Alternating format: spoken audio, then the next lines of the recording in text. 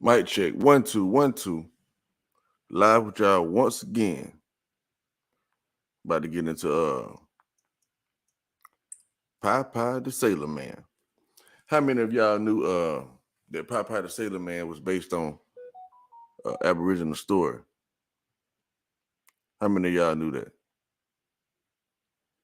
I don't know if y'all knew that or not.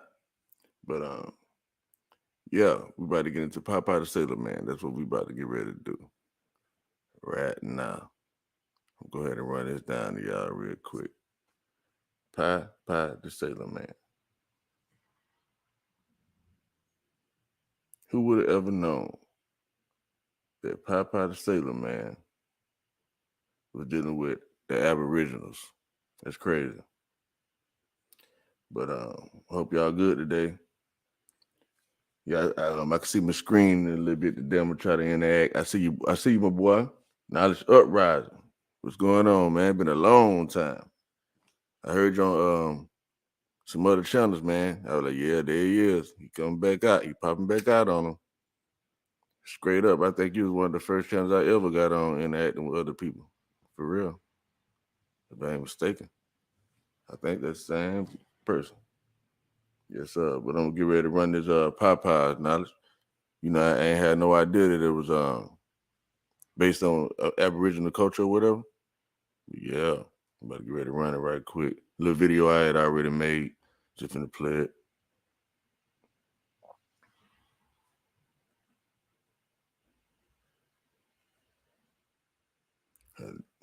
I got some new shit on it. Got some new shit going on the StreamYard. I see. Yeah. All right, here we go though. Yeah, man. See what that volume sound like now. I already read the title. You can hear the video. Popeye the Sailor Man. Coosa River. Tom Sims. Ochoche. I think how you say that. Alabama. All right, let's get into it. Let's understand what's going on.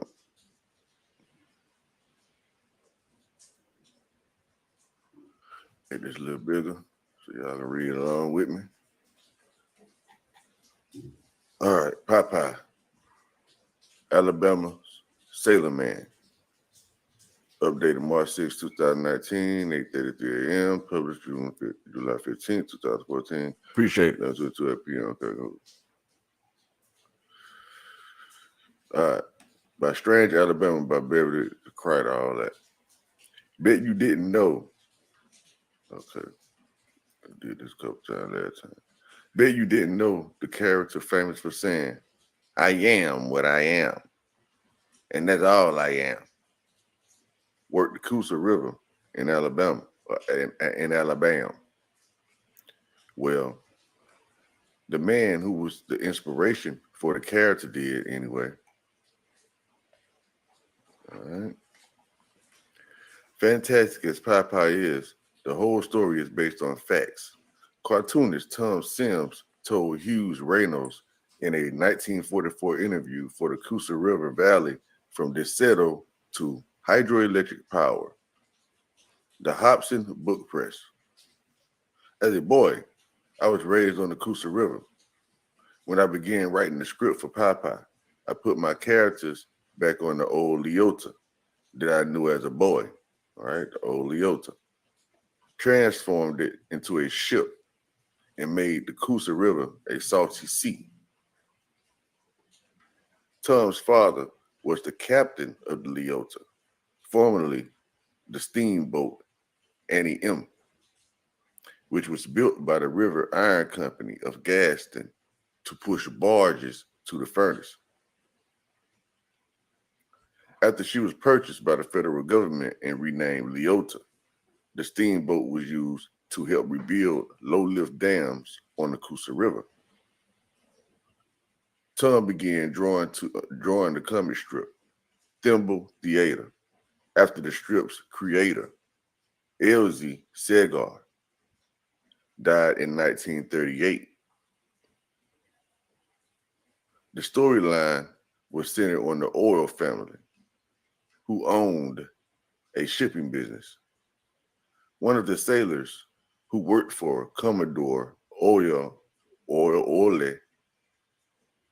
was wisecracking. Knowledge, what's up, boy? With a wisecracking, spinach eating chapter. Peace, brother. Salute. And mute this shit right quick.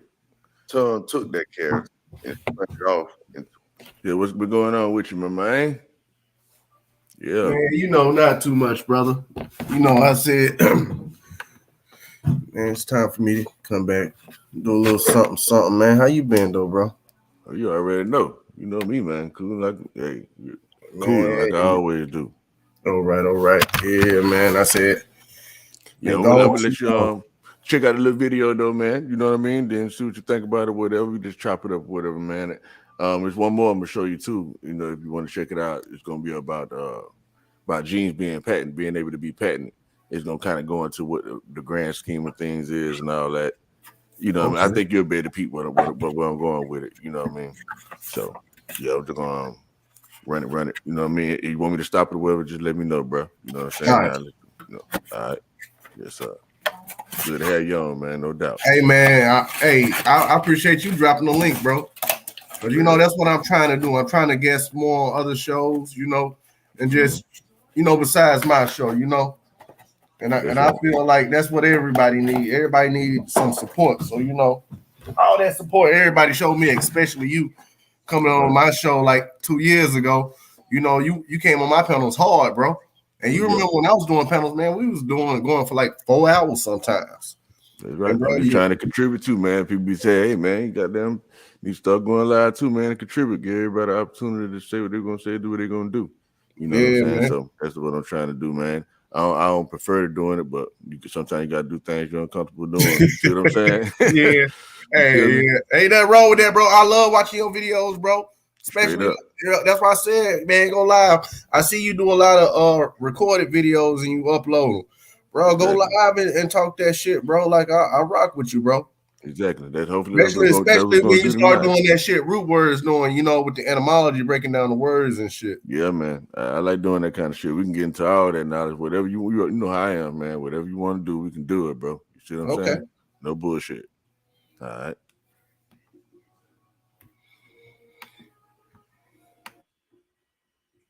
To his own comic strip, Popeye the Sailor Man. He and his wife lived in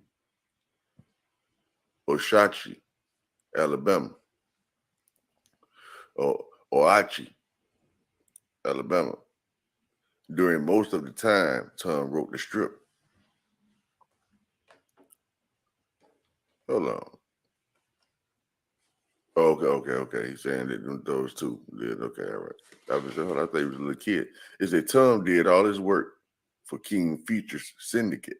So he did this work for King Features Syndicate by mail and never considered the strip a big deal. So that means somebody else took the script and created the storyline, you know what I mean, and made a TV show and all that. That's what ended up happening. Okay. It's a Tom like to use local Achachi or Achi residents in his strip, including a neighbor who tied a cow to a tree in his yard to be used as a live lawnmower. Tom also spent a couple of years writing a Blondie comic strip, provided ideas for Amos and Andy, and wrote the script for their motion picture, The Big Broadcast.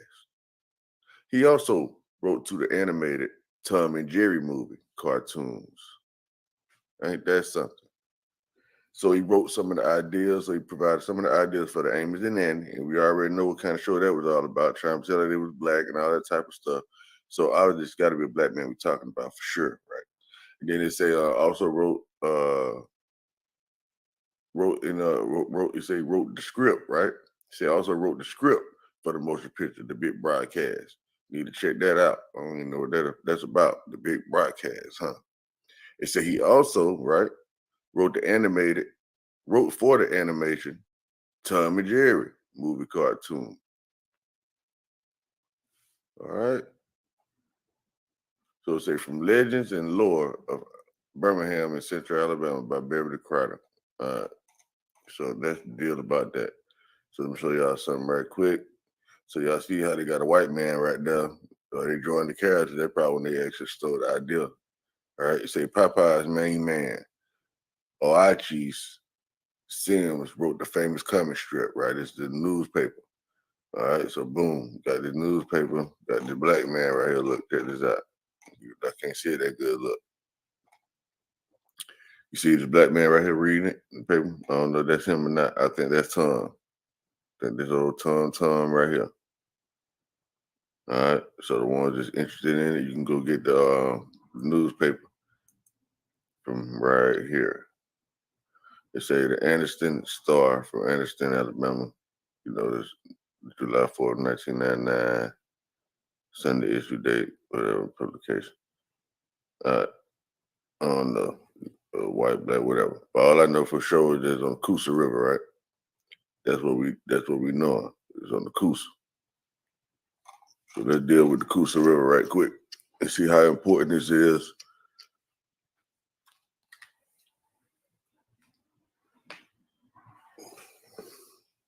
All right. So we got Popeye and all that there. So we understand that. So here go the bonus part. Yeah, you see where I'm going with it, huh? Now, so since they said it was based on the Yes, sir. Coosa River. because they be telling us some truth, you know what I mean? And they fairy tales. This is why this river's so important. And it's up to us to put it together, man. That's right. I want to show y'all where it run from. See, it run from Rome down to Mobile. Ain't that something? Rome, Georgia. How many people even knew that it was a Rome anything in the United States? So when we talk that's about another Rome thing about Romans Georgia too, man. like They got some Greek names in some of their towns, man. You That's know, right. That's intriguing, man. Exactly, man. We really look close up on that map, you'll see all kind of stuff, bro. You be like, hold the fuck up. You know what I'm saying? Especially when you start going into the history of it, checking out what county it's in. Then I do little things like see if it was a war during that time. Yeah. What time was the war? You feel me? See if it's matching up with those 1812s and all these other little wars. And you see what I'm saying? So I got kind of pinpoint for sure who was where and what was what. You know what I'm talking about? That's what I be doing, you know. Okay. Because I'm from around the area. I'm from Pensacola, Florida. You see okay. So I'm right by Mobile. I'm talking we like 30 minutes away, 20 minutes away from each other. See what I'm saying? So that's what got me intrigued. I was like, hold up, wait a minute. You know what I mean? I think all this shit happened right around my area, right to the north. You know what I mean? So yeah, that's what really got me always interested in it. Because I hear people talking, but you know, I ain't seen nobody really putting it down like, hey man, this is who I am for sure, and this is who my people is for sure. To take all that, you know, fuzziness out of the native, the white looking, supposed to be Indian part of it. You know what I mean? Mm-hmm. Yeah. The people of Georgia. I'm just saying.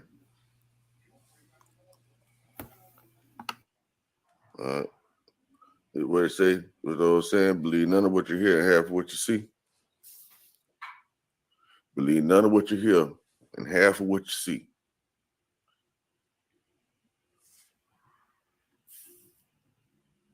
Yeah. So for Rome, down to Mobile, that was a major river within the southeast region. And right next to that, you see something down here that's talking about Tensaw.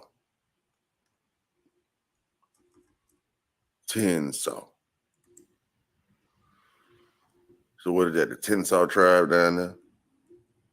Then you got the Tallapoosa River right here. You know, I'm just stalling a little bit, y'all. I don't know why. But I need to keep moving. So let's go ahead and read. It said the Coosa River is a tributary of the Alabama River in the U.S. states of Alabama and Georgia.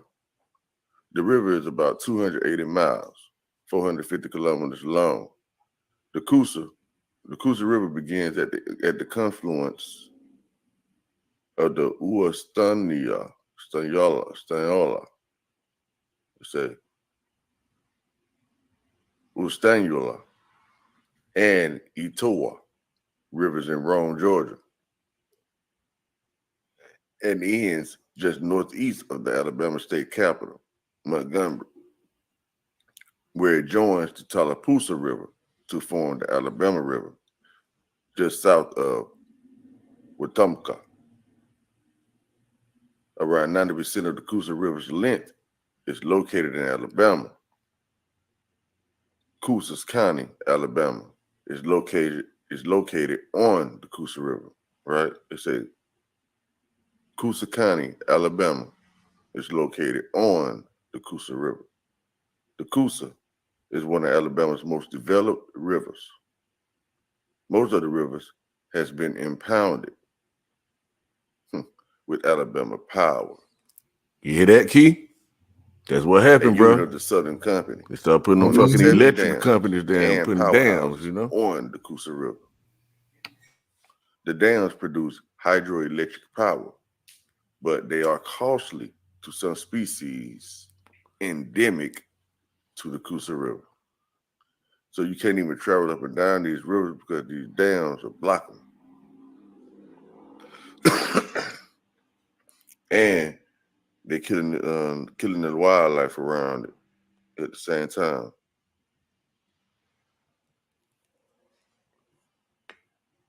So you'll think, man, I'm just gonna hop on the river and travel up and down the river like my ancestors used to do, but you can't do it because they cut them out. And that was the way of warfare too at the same time. And then as y'all can see, they're using these rivers to actually generate electricity and power, like our ancestors used to do, but they just hijacked the whole electric grid that we had going on and reinforced it. And okay, I don't want to go into all my all right, let me keep going. All right, it said hydropower, but they are costly species that emigrate to Coosa River. Okay, cool. It said the history. Native Americans had been living on the Coosa Valley for millennia before Hernando de Soto and his men became the first Europeans to visit it in 1540. Come on now, understand that. So Indians there, or what they call Indians. I got my stomach growling a little bit, y'all. So 5 o'clock in the morning. But check it out though. They say the Coosa chiefdom was one of the most powerful chiefdoms in the southeast at the time. Understand this here. Who? The Coosa chiefdom was one of the most powerful chiefdoms in the southeast at the time. And it's like before 1540. They say over a century after the Spanish left the Coosa Valley, the British established strong ties with the Muskogee Creek bands of the area around the late 17th century, much to the dismay of France, which had some early settlements on the coast, specifically Mobile. Okay. So first of all, y'all, we already know this Wikipedia, so y'all look more into it. Of course, you're gonna get way more information if you look deeper into this stuff. And for the ones that are always saying Google, all this stuff is sourced to other stuff, so it don't even make no difference. I mean, they're telling me more than I would ever known on my own, but I mean, no, since I wasn't there at the time, you know. God damn. That's something growling. I don't know if y'all can hear that shit or not. Yeah, it was early that morning. Goddamn knowledge. That shit is growling. I got a burp or something. Yeah, like what the Yeah, I see, man. You said 5 in the morning. Yeah. I'm trying to say though. I did jump up I like, don't want fuck to it, get let me knocked do off track. this video. Right. This process. I be having all them damn tabs open, man. I don't never do nothing with them hoes. The main thing they're saying right here. Yo, I be doing the same thing, man. Right. For real. So boom, you gotta look into the Coosa chiefdom, see what that's all about. And it says, especially since it says one of the most powerful chiefdoms in the southeast, right? Since it says that it was one of the most powerful chiefdoms in the southeast at the time. All right. Then it says what? That the British came along and developed strong trading ties They ain't come over here taking nothing and all that type of stuff. Like, yo, they was trading, especially back then because there was a lot of money to be made in Europe off the products that they had in the US. And of course, once money run out, or you ain't got enough, or I just get greedy, people turn into jack boys. And I think that's what happened. The Europeans became jack boys and they started taking everything. And that's just what it boiled down to when it comes to that. But initially, it was all about finessing, doing business and all that there, get people in game or whatever, or probably genuinely doing business. But there's a lot of war stuff going on at the time, as y'all can see right here. Because it said what? It said over centuries Spanish left the Coosa River, right? And it said the British established strong trading ties with the Muskogee Creek bands of the area around the late 17th century, which is the late 1600s, is what they're saying. So you remember how they said it? The first so-called 20 slaves, whatever, came over in 1619 and stuff like that, And, a lot of white people didn't start coming over here until the 1700s. So they're saying late 1600s. That means right around the corner, you're going to start having all these people coming to the Ellis Island and all that type of stuff coming through all these wars. And anyway, it said, much to the dismay of France, right? Much to the what? Dismay of France. So now France and British had a little competition going on. If they wasn't like beefing, they just had competitions, what it seemed like, right? It says to the dismay of French, which had some early settlements on the coast, specifically Mobile. Okay, Mobile, Alabama. Shout out to Mobile. Yeah. But yeah, y'all know what time it is. So they say the French supposed to came out there. French supposed to came down there first and had a little settlement down there doing their thing. But y'all already know the Mobile Indians tearing them up, getting them gone. Right? They say the French had traveled from there upriver and believed that the Coosa River was a key gateway to the entire South. Right? They say what? That the Coosa River was a key gateway to the entire South. They wanted to control the valley. See, and we don't travel those rivers no more. Knowledge, you see what I'm saying? We don't know nothing the main about transportation of the day was by boat. Yeah, the confluence this of the is some intriguing stuff, Coosa rivers formed the Alabama River, which had its mouth at Mobile Bay. The port used by the French for travel around the Caribbean and to France. Okay, what they say now? This is the port at Mobile Bay that the French used to travel around the Caribbean and through France. They wanted to retain control of both the Coosa and the Alabama rivers. In the early 18th century, that's 1700s, almost all European and Indian trade in the Southeast ceased during the tribal uprising brought on by the Yamasee War against the Carolinas. So, no, we're gonna cut this off. Y'all getting too loose. Y'all trying to take something. So the Yamasee say, no, we already see where y'all going with it. Trying to go to war. They say what's after going a few on, Sister years, Amazon? the Indian What's trade happening? system Appreciate was you coming through. resumed Peace, under what peace, sister. reformed policies. Under somewhat reformed policies. So who reformed the policy? The Indians did, obviously, huh?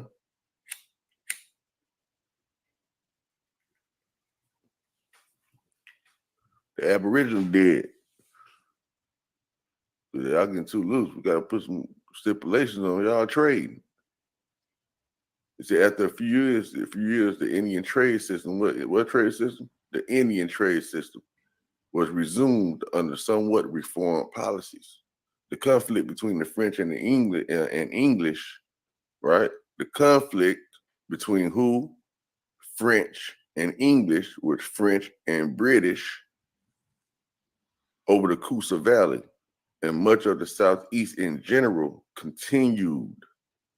It was not until after Britain had defeated France in the 7 Years' War, also as the French and Indian War, also known as the French and Indian War, that France relinquished its holdings east of the Mississippi River to Britain. This was part of the Treaty of Paris, signed by both nations in 1763 to mark the end of the war. Now, you peeping that? Knowledge otherwise, and everybody that's going to be watching this or is watching this, right? For the few people. Yeah, brother, I'm tuning. How this Yes, walked sir. all the way up to the what they call the Treaty of Paris. We always hear about the Treaty of Paris, but we never know how it actually Went about. Yeah. Yes, how it came to that point. You know what I mean? Like from a indirect way, because now I understand now because we're reading about what? Popeye the fucking Sailor Man. I got this fucking Coosa River off of that. And we're reading on the Coosa River and it's telling us this. You understand what I'm saying? Yes, sir. Okay, y'all. So y'all already know. Now you got to go follow the French and Indian War. You got to follow the 7 Years' War. You got to follow the Yamasee War. You got to follow the Carolinas. Chris said, what it do? The Treaty of Paris. Appreciate Go you into all these through. things to really get some sound understanding, sound basis on what they are saying happened, and use your own discernment to determine what really happened. Just like what you were just saying right now. Or the underlying fabric of what's really going on in what we calling these United States of America. But I don't want to get too deep into that. Y'all understand all that once y'all start reading this other stuff. Anyway, it say by the end of the American Revolutionary War, the Coosa Valley. But for everybody to understand quite why we looking into this is about the American story of the Popeye the Sailor Man on the Coosa River. I don't know if anybody remember that cartoon or not, but Popeye the Sailor Man was based on the Americans here in the United States. And a so-called black man or Aboriginal man wrote that story and sold it to the people and all that type of stuff. So I'm just following up off a lead because it was on the Coosa River. So I'm just following up on what the Coosa River was all about. And it gave me a lot more than I expected. So I'm just, narrating what they said. That's about it. Was occupied in its lower portion by the Creek and in the upper portion by the Cherokee peoples. Okay? Who had the settlement near its origin in northwest Georgia. So the Cherokee settlement was in northwest Georgia, and they occupied the upper Coosa, which was considered the upper Creek, right? And the lower part of it was controlled by the Creek, right? They were beginning to feel pressure from European American encroachment throughout their territories. Just like I said, hey, y'all starting to get a little too comfortable. Time to start regulating. After the Fort Mims massacre near Mobile, General Andrew Jackson led American troops along with Cherokee allies against the Lower Creek in the Creek War. So they're saying that the northern Georgians, the Cherokee allies,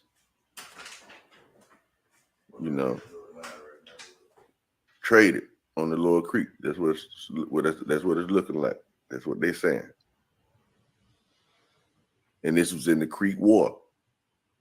They say this culminated in the defeat, in the Creek defeat at the Battle of Horseshoe Bend.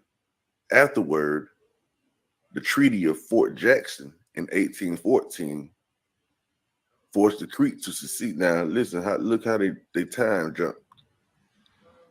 We were just in the 1700s, remember? And now we're in 1814, about 100 years later. All right? So it said afterwards, the Treaty of Fort Jackson in 1814 forced the Creek to cede a large amount of land to the United States, but left them a reserve between the Coosa and Tallapoosa rivers in northern Alabama. Okay? Okay, listen now. It's even there, the creeks were encroached on by European American settlers who began as squatters from the United States. You see, the land belonged to these tribes, but the squatters end up taking possession, is what it's saying in so many words. And a lot of these people left from these areas because of the war.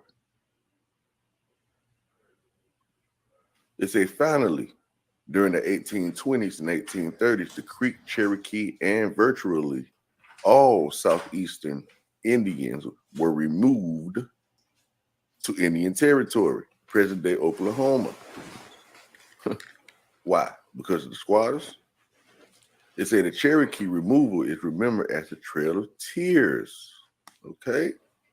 They say the Cherokee capital city of New Echota was located on the headwater tributaries of the Coosa River in Georgia until the tribe's removal.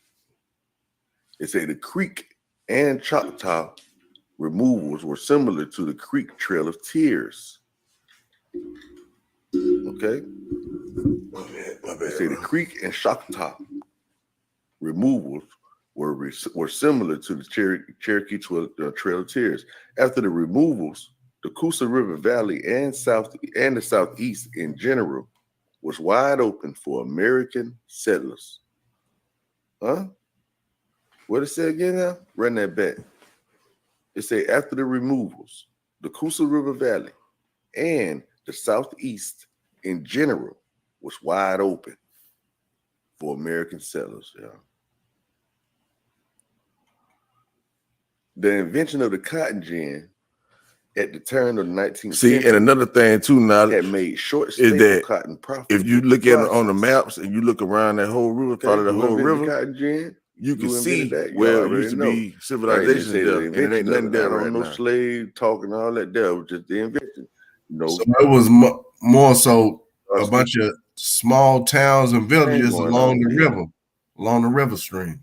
Goddamn right, bro. Because you remember now, back then, that's how we used to travel along the rivers. Yeah. See what I'm saying? And so I was like, damn, you know what? They moved us away from the rivers and shit. And so all that land is basically still ours in literal private patents and all that old shit. How we be saying. You see what I'm saying? Yeah. And so we just don't know where we came from. So I guarantee that's why I say I was like, man, hold up. There's a reason why they probably it probably was like 100 communities, man, that got devastated behind that. For real, if not thousands. When you because you got to think, man, like back in them days, like villages, they were big, but they were small in a sense, man. Like exactly, bro. Yeah, exactly. So, yeah, had their own farms, had their own cotton fields, and all that. One happened to invent the cotton gin, and somebody ended up patenting it or whatever, but it made cotton more profitable to process, right? It said it could be easily grown in the upland areas of the South. And demand was high for this cotton in the US and Europe. Okay, so you had the US-Europe trade off rip. Large-scale migrations known as Alabama fever filled Alabama with new settlers developing large cotton plantations worked by enslaved African Americans. So, but we already know what time that really is. You know what I mean? Because people back then, large plantations. Everybody in their family was considered. They slaves. You know what I mean? Like the head of the house, like I was dad or whatever. Everybody that's in my household was considered my slaves, and all of us had our own farm and our own land and working it. You see what I'm saying? Or we were working for another relative, or so on and so forth. You know what I mean? But they're trying to throw that kind of shit out there to make you think it's on some slavery shit. Like somebody owned us type shit. But now they don't really want to tell you that you was the one running the cotton market. You know what I mean? Because think about it. A black man is the one came up with the cotton gin. Because they was in them damn cotton fields all the damn time. So they had to figure out something. Hold on, bro. I got a call coming in. Hold on. Handle your business. Yeah. African Americans, so-called African Americans, but they were Aborigines, and they was being worked by the northern people that wanted to. Anyway, I don't want to go into too much conjecture without proof, right? So let's say it's the first river town to form in the Coosa Basin of Boston was at the foot of the last waterfall on the Coosa River. So it's a waterfall on the Coosa River. The Devil's Staircase is what they call it. Settlers soon adopted the native name Wetumpka, meaning rumbling waters or falling stream for this new community. The Coosa River was an important transportation route into the early 20th century as a commercial waterway for riverboats along the river, along the upper section of the river for 200 miles south of Rome. However, shoals and waterfalls such as the Devil's Staircase along the river's lowest 65 miles blocked the upper Coosa's riverboats from access to the Alabama River and the Gulf of Mexico, right? It's a such Devil's Staircase along the river's lowest 65 miles blocked the upper Coosa's riverboats from access to the Alabama River and the Gulf of Mexico. Through its building of dams on the Coosa in the early 20th century, Lay, Michelle, and Jordan, Alabama Power began to pioneer new methods of controlling and eliminating malaria, which was a major health issue in rural Alabama in the early 1900s and other riverboat valley areas. So successful were their pioneering efforts that the medical division of the League of Nations visited Alabama to study the new methods during the construction of the Michelle Dam. So they claim that the reason why they built the dam is to eliminate malaria. Am I reading that right? They said through its building of dams on the Coosa River in the early 20th century, 1900s, Lay, Michelle, and Jordan, Alabama Power began to pioneer new methods of controlling and eliminating malaria, which was a major health issue in rural Alabama in the 1900s and other river valley areas. So successful were their pioneering efforts that the medical division of the League of Nations visited Alabama to study new methods during the construction of the Michelle Dam. So now the dam have a damn thing to do with it. You know what I mean? That's how they end up getting in, because they claimed that they was trying to figure out a way to get rid of malaria, and I guess they would end up accomplishing that, so to speak. And then they began to build a dam at the same time to take over this area. They say for a time, and I guess they took over this area at the waterfall spot. Well, I guess the energy of water is faster right there because it's falling out. You know what I'm saying? What they call the Devil's Staircase. That's probably where they got where Alabama Power at. One of the dams anyway. They say for a time, the Popeye Sailor Man cartoons were inspired by Tom Sims, a Coosa River resident of Rome, Georgia. He was familiar with riverboat life and characters of the early 1900s. All right, so he was from Rome, Georgia. It said impoundments in sections. The following tables describe the 7 impoundments on the Coosa River from the south to the north built by the Alabama Power Company, as well as the tailwater section below Jordan Dam. Harvey H. Jackson, the third, in a book putting lofting streams to work, characterized the importance of the first Coosa River dams as follows. Prior to 1912, only 72 Alabama communities had electricity. But by 1928, when Jordan Dam went into operation, Alabama Power served 421 communities in 61 of Alabama's 67 counties. The company also provided power for coal and iron mines, cotton mills, cement plants, quarries, steel plants, and rolling mills, foundries, pipe plants, and machine shops, ice plants, public utilities, and electric furnace installations, industries that put industries that put thousands of Alabama citizens to work. Okay. They're trying to say, yeah, we took over the rivers, but we gave a lot more. You know, when they say empowerment too, I just thought about that. You know, when they empower some shit, I mean, then they're like somebody taking some shit, y'all. You know what I mean? So peep game. And another thing too, I just realized that it was saying that it was a certain amount of people that only had electricity and the rest didn't type thing. So it's like they took it so that they could. It's like they had a like people in the South, they probably had a what you call it, like damn near a monopoly on electricity that, you know, they weren't really letting everybody else get into their grid type thing. They probably had to take something, you know what I mean, or you know, something like that. I don't know. I'm just thinking out loud. That's all. More people power. All right, I think that's basically gonna be it for the most part, y'all. Dealing with the Coosa River. But yeah. So as y'all know, as a matter of fact, I might go ahead and do that for y'all. I might not have stuff, but these give y'all some briefings on some of this other stuff they were talking about earlier.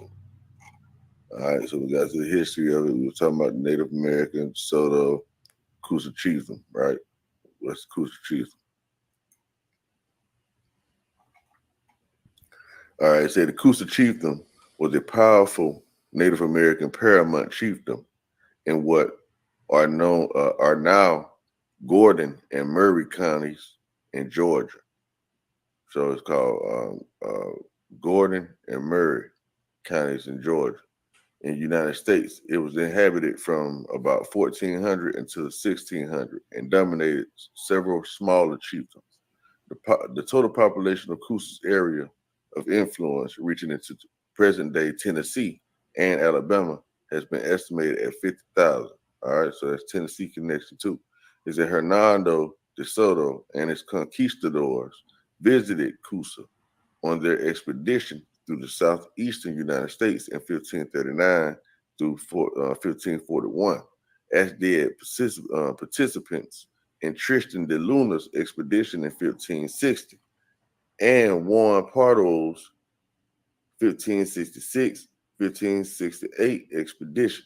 The Europeans recorded descriptions and impressions of the various chiefdoms they visited, describing Coosa as a series of communities and fertile gardens containing much food rather than a town or city.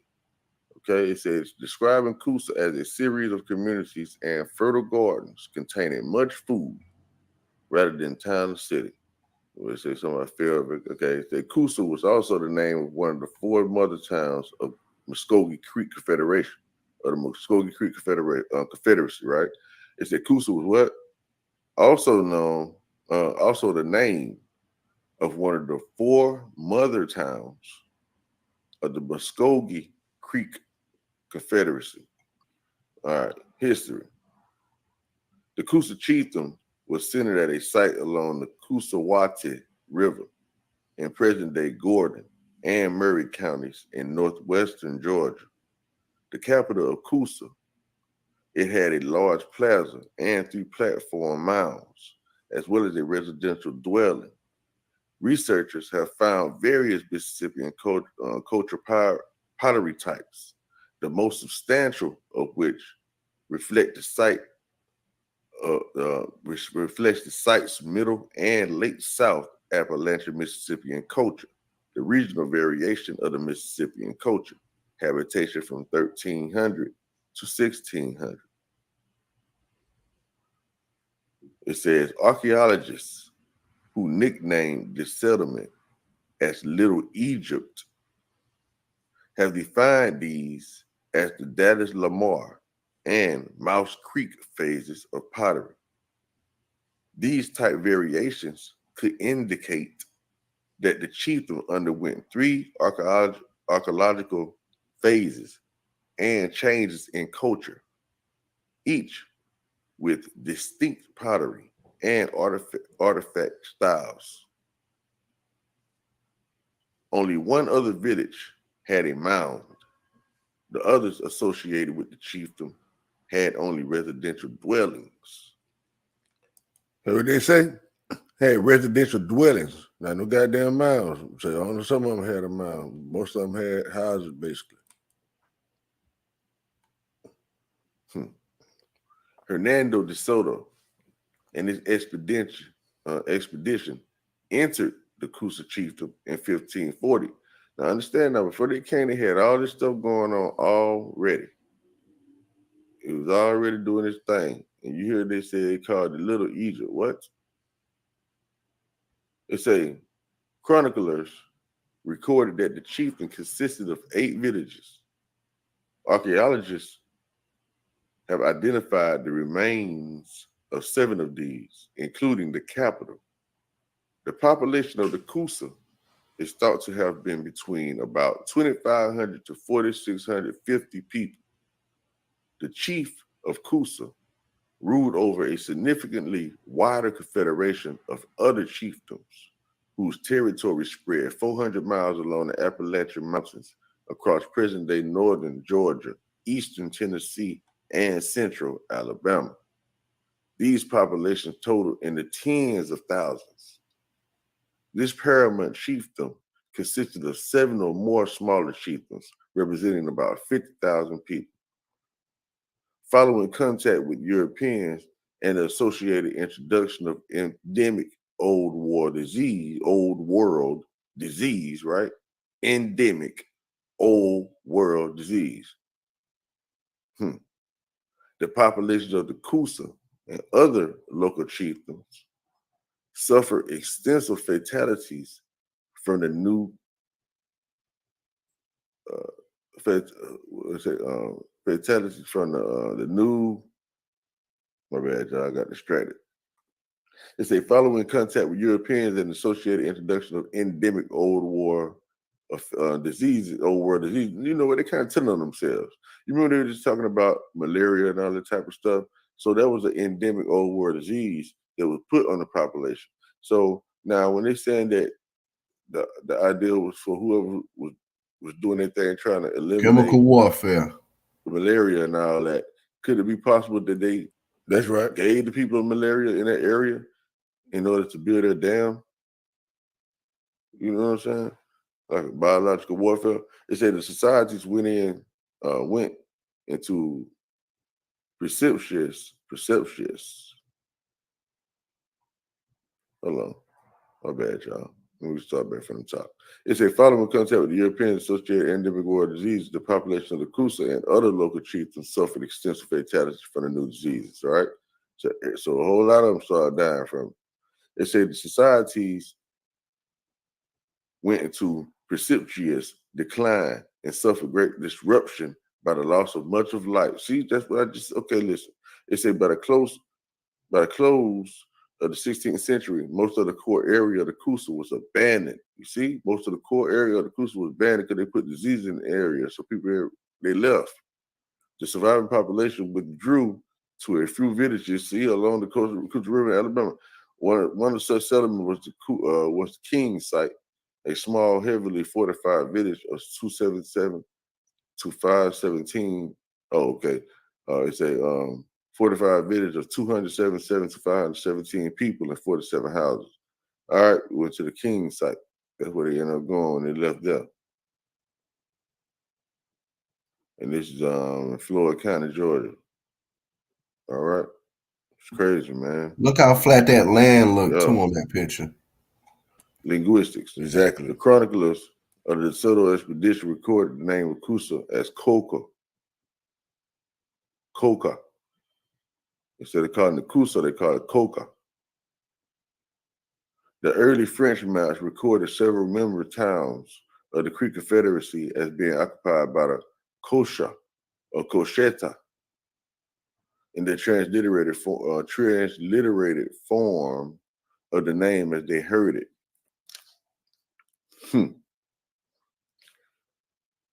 The Cherokee first appeared to use the word Coosa. So that let you know how the English got kind of developed for them towns who were competitors and enemies.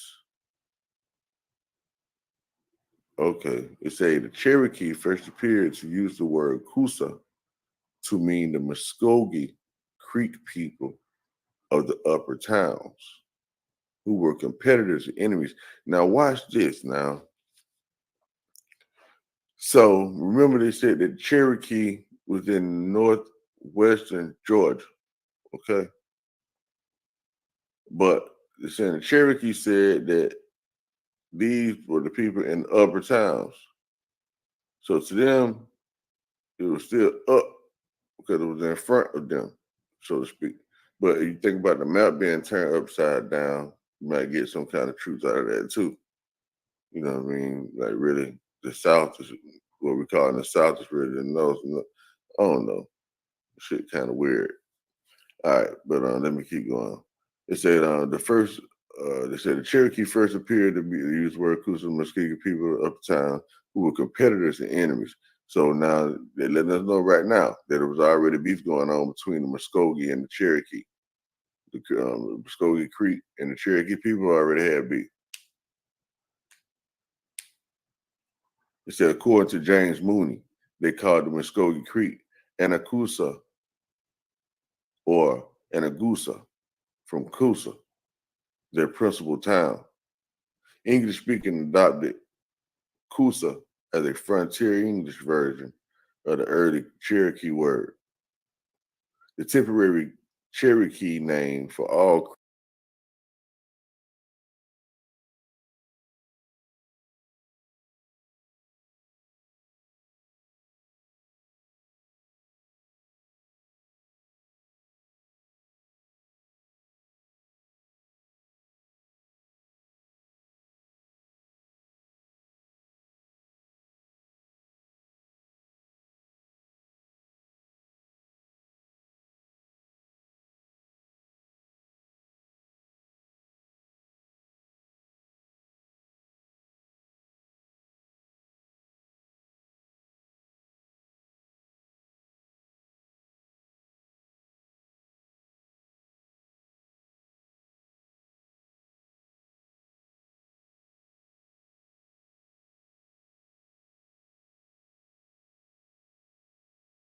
Creek Indians is Anacusa.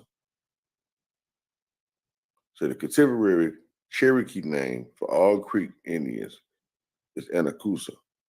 This is also the name for Muskogee, Oklahoma. Guzo, the name for the Muskogee Creek people. In the revised Cherokee syllabary of Bondenot is spelled. A singular Muskogee Creek person is Aguza. A singular, right? It's a singular Muskogee Creek person is Agusa, according to the Cherokee English They getting real deep Dictionary. now. You still there, knowledge? Okay, check this Yeah. out. I want Yeah. to point something out, bro. Is Go ahead, that bro. and for anybody that can hear me, I already said this earlier when I paused the first time, I was muted like a motherfucker. But I want you notice how they had said though that even though people was in the same tribe, that they still can have beef with each other, that they still had beef with each other. You see what Yeah. I'm saying? And so that kind of let me know that right now today, that's why we have so much black on black crime, so to speak. You know what I mean? Just looking at it from like the ancestry aspect of it, it's like people just don't know, man. I just don't like you for some reason, or what? You know what I mean? Yeah, it passed down. That's right. I can I can agree with all that. You know what I mean? But just make kind of think differently. You know It's what I mean? it's more of a kind of like a subconscious thing. They don't even know. Damn right, bro. You know what I mean? Just Even like though how it's they say from the that same black tribe. on black crime shit, and they wonder why. That's right. From the same area, right? And they warned you like a bug, you know? It's like, Yeah, boy, you and live then right you across look the at that street. area today. You Come know, on. See, that's smart. See, it's still relative. You know, there you go. There you go. And because if you think about it, most of the rivers goes right through all the major cities. If you can follow those rivers, they pass right through cities. You know what I mean? And Yeah. so, like you said, when you just think about how the cities are right now today, is those same people, same area, just don't know it, ran down. You know what I mean? But it's just so crazy how you can just connect so many things. I just found it quite interesting that it gave me all this information just looking up something so simple. You see what I'm saying? So I was like, hold the hell up. It's not about to get a little deeper now, like breaking down what different type of Yeah, this is very thought provoking, bro. Straight up, because they give you so many avenues to branch off of. You see what I'm saying? So you were like, you know what? I'm going to do some independent research on this or on that. That doesn't have anything to do with Wikipedia in itself. You know what I mean? Just to back up the information. You see what I'm saying? You're like, okay, let me see how accurate this stuff actually is. And then it take it to avenues, because I don't hear many people talking about the literal Coosa kingdom, you know, or empire or whatever. You see? And those are major things, you know, especially if the Coosa River was the main river, as they say, in that area, that, you know, in Mobile and all that type of stuff. I don't hear many people talking about those certain areas. You know how people is, man. They cherry pick. They get the information they want, and then they leave it at that and disregard all this stuff till somebody say something about it, you know. You know, that's understandable, and you know that's what everybody's goal is, because everybody don't have the same thought process. Period. You know, so it's like while you watching it, you might end up following another thought process, even though you understanding what I'm saying. You see what I'm saying? So you know, it's all understandable. You know, so that's why it's privilege to go ahead and put information out if you think it's valuable to help somebody else. Yeah, and it is valuable because you never know. Somebody might have been looking into this type of discussion, and just watching your video can give them some insight and direct them on how they you know, want to do their dialogue on it, or exactly. Or go down angles that I didn't even go down. You see what I'm saying? Because I didn't follow all of these leads, you know. I followed the main one that I thought was important to me, you know. So somebody might follow another avenue and pick out more things out of that, because, you know, you could be on and on research. I just try to get the big picture, be like, okay, I see what's going on, you know. So a lot of these stories are talking about the Americas and all that. Who would have known that Popeye was talking about America and all that, and Coosa, how important the Coosa Kingdom was, and so on and so forth. So, like I say, for the people that live in that area along those rivers, and they want to claim a nationality and all that, they can legitimately claim a certain thing, you know, the Coosa people or whatever. You know, you see what I'm saying? Knowledge. So it'll be like a solution-based type thing. People do start moving something. You know what I mean? So yeah. Cherokee Nation of Oklahoma, filling and pollutes. Okay. A single Muskogee Creek person is called a Coosa.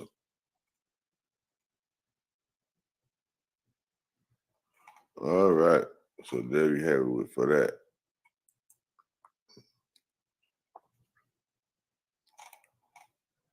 Okay, so we just went through the Coosa Chiefdom. So the Muskogee Creek Confederacy. All right, so you see the spirals and all that. They say the Muskogee, also known as Muskogee Creek, and Muskogee Creek Federation. In the Muskogee, let me get straight to the history. Say what's all that reading. Get to the history of this shit. All right, history, pre-contact. At least 12,000 years ago, Native Americans or Paleo Indians lived in what is today the southern United States. Paleo Indians in Southeast were hunter-gatherers who pursued a wide range of animals, including megafauna, which became extinct following the end of the Pleistocene age. That's a pretty important age. During the time known as the Woodland period, from 1000 BC to 1000 AD, locals developed pottery and small-scale horticulture at the Eastern Agriculture Complex. The Mississippi culture also, as the cultivation of maize from Mesoamerica, led to agriculture surpluses and population growth. You see, there was a lot of agriculture around the area.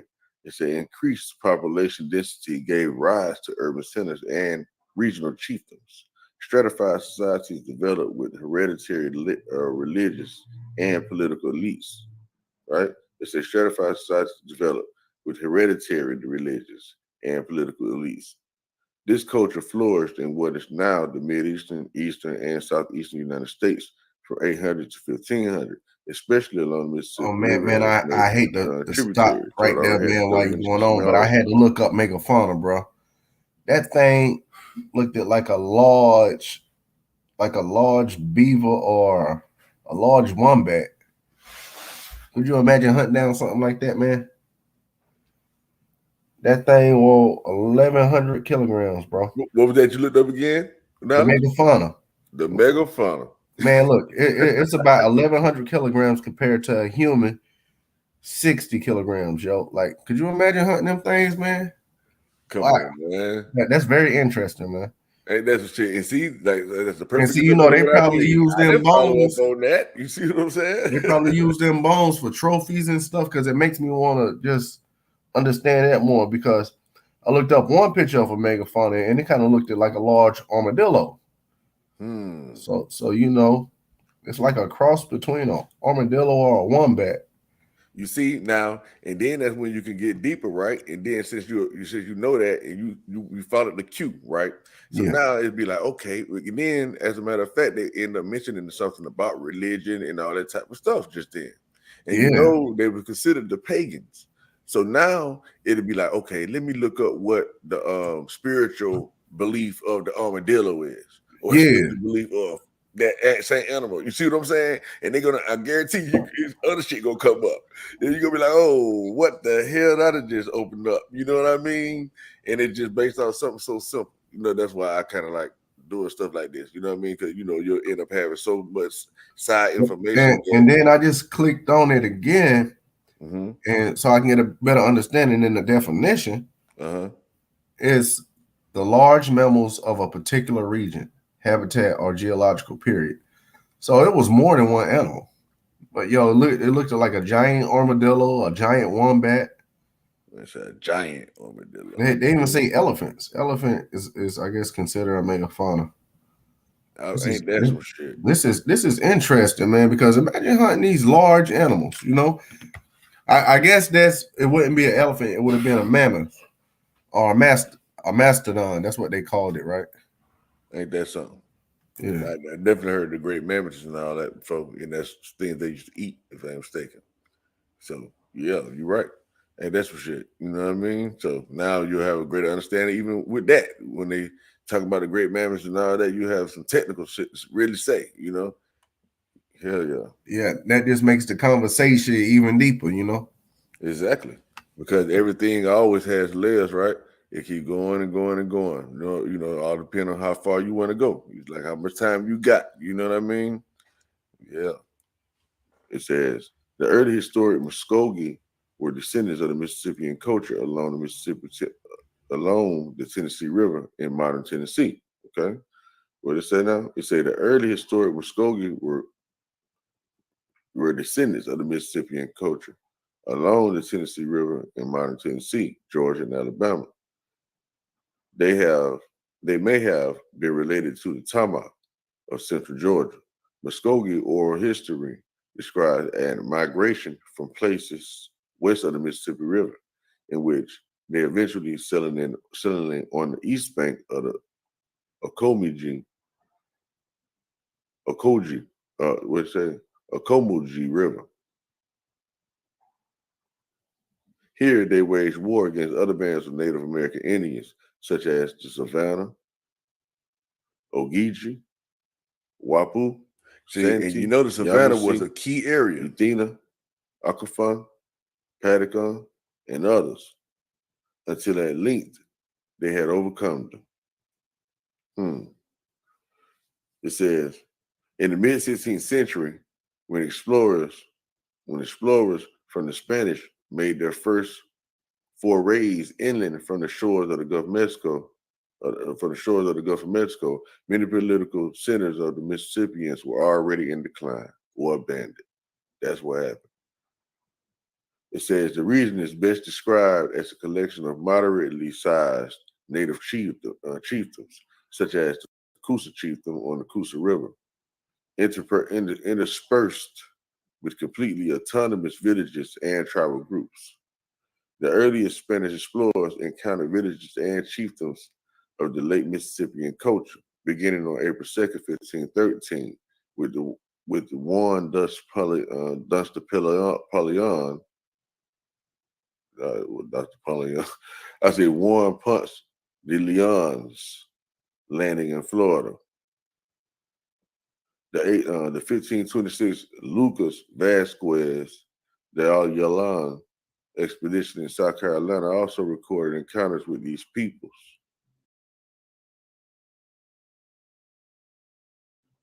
Muskogee peoples were gradually influenced by interactions and trade with the Europeans, trading or selling deer hides in exchange for European goods such as muskets or alcohol.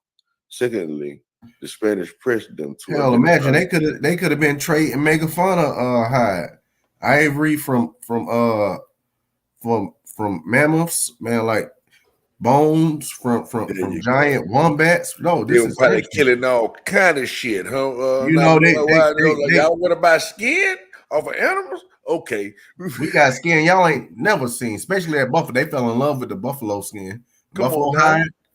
So what that's explaining to you, Knowledge Rider? It was an economy going on, and the people that was already here were the providers. You see what I'm saying? They were the producers, and so it was big business. So they ain't give a fuck. Set up as many colonies as you want. You know what I mean? Y'all need our stuff. And bro, listening to this, it made me think of the Hansa tribe out of Africa. Have you heard about them? They're the last hunter gatherer group that's out there. And No, not in particular. Yeah, man, look them up, man. It's HANDZA Hansa. Look up the Hansa tribe, bro. Straight up, there's a lot of hunter gatherers still out there though. You know what I mean? Undisclosed. You know. Yep. Straight up. I won't. Especially out there. What's that island, man? Where them people you can't come near them, they start throwing arrows and shit at you. Oh. Yeah, right. I know what you're talking about though. Where they killed that the Christian guy or whatever that went over there. Yeah. Them hunter gatherers. I don't care what nobody say, but I would love to study them and just get a better understanding of them, their culture, like their beliefs, like what's their religion. Because you gotta realize, like, all this stuff that's going on, diseases and shit today, they not immune to that shit. You get what I'm saying? So with them, they are so pure as far as diseases and things. They probably got shit we ain't had before. So you gotta watch out for shit like that. But it's very intriguing to discover an undiscovered culture, because their culture haven't been discovered or excavated, All we have is seen pictures of them. But that would be something very intriguing to do, I just hope don't nobody kill off them people, because people get greedy for land. And somebody see dollar signs on that land, man, they'll kill them people, and it'll be a lost civilization. And eventually, they probably what they will want to try to do too, just for the simple fact that they don't like the fact that they can't go over there. You know what I mean? Yeah. So they kill them just so they can go over there to research that island and shit. And as a matter of fact, I think I forget whatever Christian community that one pastor, whatever he was, missionary, got killed, but they trying to make it a big deal that they want those people convicted. So there you go. That's a start right there. You know what I mean? They raised enough noise. Like, hey, we finna just bum rush y'all shit. You know what I mean? Y'all can't just kill people how you want to type shit. You know what I mean? Because that's a big deal. The really and like I said, have sovereignty. Yeah, they got some kind of sense of knowledge too. Because if they making poisonous arrows, like they know all about alchemy and all types of shit, bro. You know what I mean? They've been doing that from even here. They was creating had poured arrows and stuff. Fire arrows and all kind of shit. Yeah, right, bro. No doubt. Yeah. Leaders for for negotiation.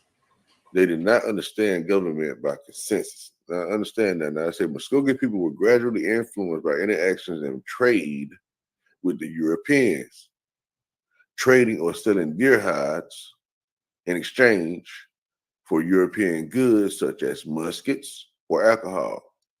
And then it says, secondly, the Spanish pressed them to identify leaders for negotiations. They did not understand government by consensus. So, right? So they went on that general consensus. The formal way of government. They had their own way. It says Spanish expedition 1540 1543. At the Cabeza de Vaca, a castaway who survived the ill-fated Narvaez expedition returned to Spain in 1537. He told the court that Hernando de Soto had said that the Americas was the richest country in the world. Hernando de Soto was a Spanish explorer and conquistador who led the first expedition into the interior of the Northern American continent. De Soto, convinced of the riches, wanted Cabeza de Vaca to go on the expedition, but Cabeza de Vaca declined his offer because of a payment dispute. From 1540 to 1543, De Soto explored through present-day Florida and Georgia, and then westward into the Alabama and Mississippi area. The areas were inhabited by historic Muskogee Native Americans. De Soto brought with him a well-equipped army. He attracted many recruits from a variety of backgrounds who joined his quest for riches in the Americas. As the De Soto expedition brutalities became known to the indigenous peoples, they decided to defend their territory. Chief Tecumseh led his people in the Battle of the Mobilia, where the Native Americans were defeated. However, the defeat came at great cost to the Spanish campaign and loss of supplies, casualties, and morale. The expedition never fully recovered. It's a rise of Muskogee Confederation. Because of the endemic infectious disease. Now, how the expedition didn't fully recover, but they won. Now, come on now. To the Muskogee, the Spanish expedition resulted in epidemics of smallpox and measles and a high rate of fatalities among the indigenous peoples. These losses were excavated by the Indian slave trade that colonists conducted in the Southeast during the 17th and 18th centuries. So they're trying to say the 16th and 1700s, they was enslaving the people down there in the Southeast. It said as the survivors and descendants regrouped, the Muskogee Confederation arose as a loose alliance of Muskogee-speaking peoples. So they wasn't that enslaved. The Muskogee lived they in formed another alliance and river valleys throughout present-day Tennessee, Georgia, and Alabama, speaking several related Muskogean languages. Hichichi was the most widely spoken in present-day Georgia, as Hachichi speakers were the first to be displaced by white settlers. The people were scattered and the language died out. So when they said the slave, they were just scattered, dispersed, moved out of the area. It said Muskogee was spoken from the Chattahoochee to the Alabama River. Coasate, or Coshata, and Alabama, or Alabamu, were spoken in the upper Alabama River basin along parts of the Tennessee River. The Muskogee were a confederation, the Muskogee were a confederacy of tribes consisting of Yuchi, Coashate, Alabama, Coosa, Tuskegee, Coweta, Cosetta, Chua, Hichichi, or Hichiti, Tukabachi, Akfuski, and many others. The basic social unit was the town Adwala, Ottawa, Abika, Coosa, Tukabuchi, and Coweta are the four mother towns of the Muskogee Confederacy. All right, so the four towns of the Muskogee Confederacy are Abika, Coosa, Tukabuchi, and Coweta.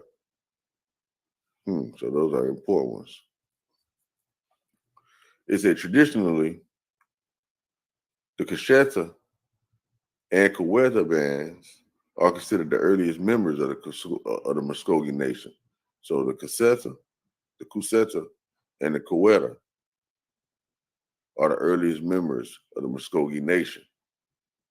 The lower towns along the Chattahoochee, Flint, and the Apalachicola rivers, and further east along the Ocmulgee and Oconee rivers were Coweta, Cosetta, Coshita, and Cofacuchicha, Chike. Something like it's a Confederchiki. Upper Chiha, Hachiti, Acuna, Acuni, Akamuji, Akawaji, Apalachi, Yamasi, Altamaha, Akafuski, Sawakali, and Tamale. The upper towns located on the Coosa to Tallapoosa and Alabama rivers were Takabachi, Abaca, Coosa, the dominant people of East Tennessee and Georgia and North Georgia during the Spanish exploration. Itwa, original inhabitants of the Itwa Indian mounds.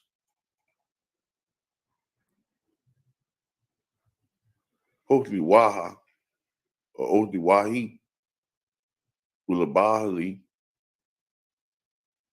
Hilibi, Ifuala, Wakaka, Wokokoi, Atasi, Alabama, Alabamu, Kashara, Kosati.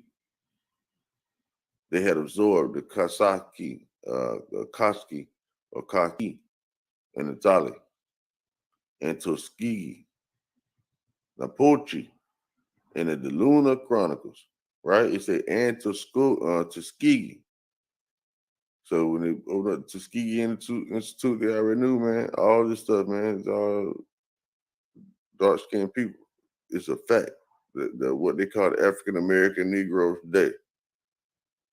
That's what they, man, listen here. Man, this thing is so deep. Y'all just don't understand how deep this stuff go, how much information it actually given for you to follow up on. And then think about all these tribes, thousands and thousands and thousands of tribes, just along this Coosa River. We just talking about on the Coosa River in the southeast region. This is how we talk about. You understand what I'm saying? So it's a whole different, it's thousands of different languages and everything along this river, different derivatives of how things go and how things get said. All right. It said the most important leader in the Muskogee society was the Micro or the Miko or village chief. It said Mikos led warriors in battle and represented their villages, but held authority only insofar as they could persuade others to agree with their decisions. It said Mikos ruled with the assistance of Mikalji or lesser chiefs and various advisors, including a second in charge called the Hiniha, respected village elders, medicine men, and Tustunaji, or ranking warrior, the principal military advisor, the Yaola, or medicine men, officiated at various rituals, including providing black drink used in purification ceremonies. The most important social unit was the clan. Clans organized hunts, distributed lands, arranged marriages, and punished lawbreakers. The authority of the Mikos was complemented by the clan mothers, mostly women elders.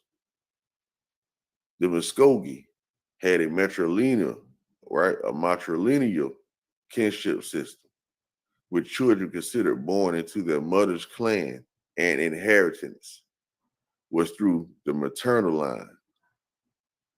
The Wynn clan is the first of the clans. The majority of Mikos have belonged to this clan. The Wynn clan, huh? British, French, and Spanish expansion. Britain, France, and Spain all established colonies in the present-day southeastern woodlands. Spain established Jesuit missions and related settlements to influence Native Americans. The British and the French opt for trade over conversion. Okay? So, peep game. They say Spain was trying to convert them, right, into the Jesuits and all that type of stuff. And say the British and the French was more concerned with trade. Now, it says in the 17th century, Franciscan friars in Spanish Florida built missions along Appalachian Bay. In 1670, English settlers from Barbados founded Charleston, capital of New Province of Carolina.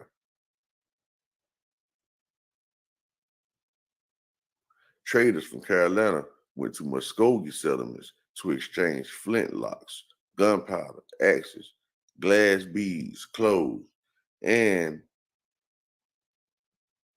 West Indian rum for white-tailed deer pelts for the English leather industry, and Indian slaves for Caribbean sugar plantations.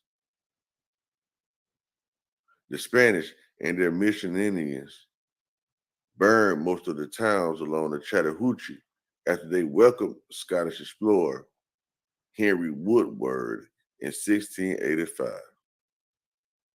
In 1690, the English built a trading post on the Ocmulgee River, known as Ochisehachi or Creek,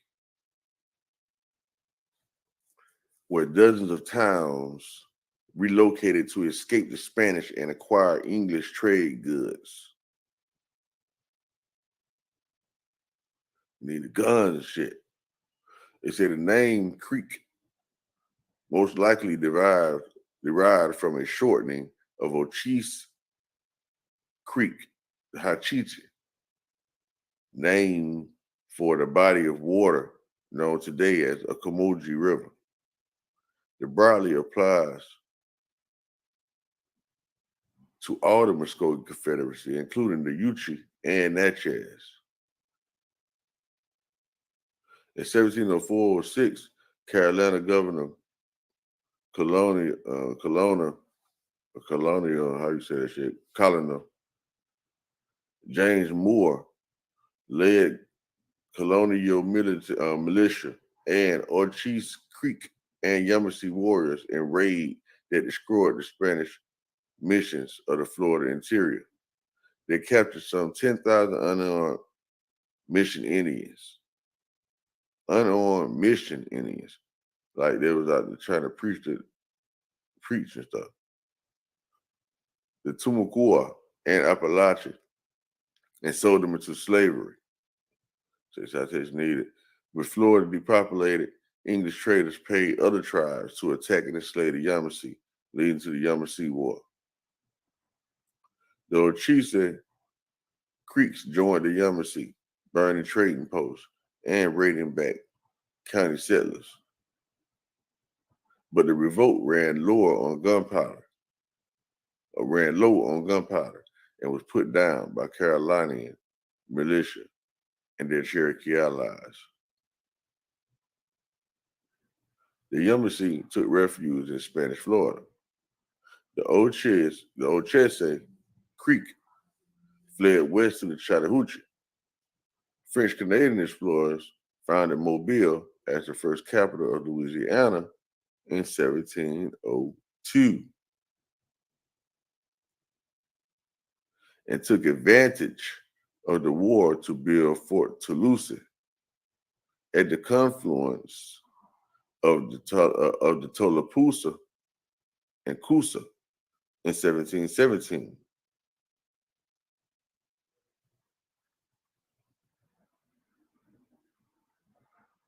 Right? Traded with the Alabama and Cocheta.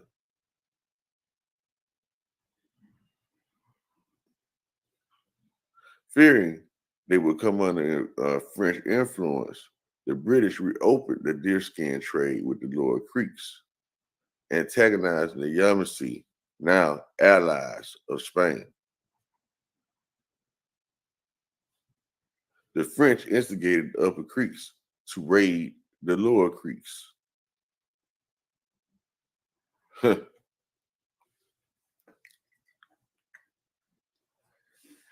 In May 1718, the shrewd Emperor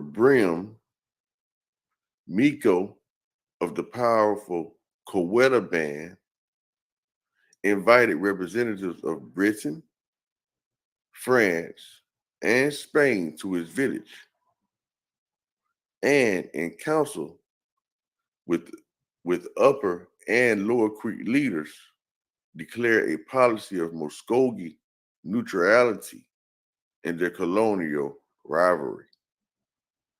That year, the Spaniards built the Presidio of San Marcos de Apache on Appalachia Bay. Right. In 1721, the British built Fort King George at the mouth of the Altamaha River. As the three European emperor powers established themselves along the borders of Muskogee lands, the latest strategy of neutrality allowed them to hold the balance of power. Okay, see, that's what we're saying. We knew it was something bigger going on. So they was allowed to put their little force up, you know what I mean, to kind of like keep them from beefing amongst each other. But it was already understood we were doing our thing. We owned everything, but we allowed them to have their own space and do whatever they were going to do. Y'all following that, people? Straight up. Try to keep all the beef go. They peep game that they were trying to get the beef against each other. The Lord and I was yawning like a motherfucker early in the morning. My bad, y'all out of yawning and stuff. But they were trying to get them to beef against each other. We can see that already. And they're showing a picture of this of all these people coming together, coming up with this deal, so to speak. Is what they said. And you see they went back to we in 1721. We're going in between some of the crevices now, right? I say the British built Fort King George at the mouth of the Altamaha River as the three European emperor powers established themselves along the borders of Muskogee lands, the latest strategy of neutrality of balance of power.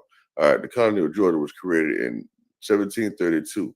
Its first settlement, Savannah, was founded the following year on a river bluff where the Yamacraw, a Yamasee band that was remained allies, a Yamasee band that remained allies of England, allowed John Musgrove to establish a fur trading post. His wife, Mary Musgrove, was the daughter of an English trader and a Muskogee woman from the powerful Wynn clan. It was all about trade, y'all. Half-sister of Emperor Brim. Hold on. Wait a minute. It said his wife, Mary Musgrove, was the daughter of the English trader and a Muskogee woman from the powerful Wynn clan. Half-sister of Emperor Brim. That's why they was able to get in. Why John Musgrove was able to get in and establish his trading post. Because he married the half-sister of Emperor Brim. Well, he was that. All right. They say she was the principal interpreter for Georgia's founder and first governor, General James Oglethorpe, using her connections to foster peace between the Creek Indians and the new colony.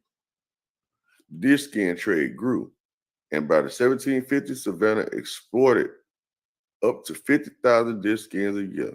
And see, Savannah had just got developed and all that stuff. So when they were saying they were beefing with Savannah and all this stuff, that was later on. It said in 1736, Spanish and British officials established a neutral zone Spanish and who? British officials established a neutral zone from the Altamaha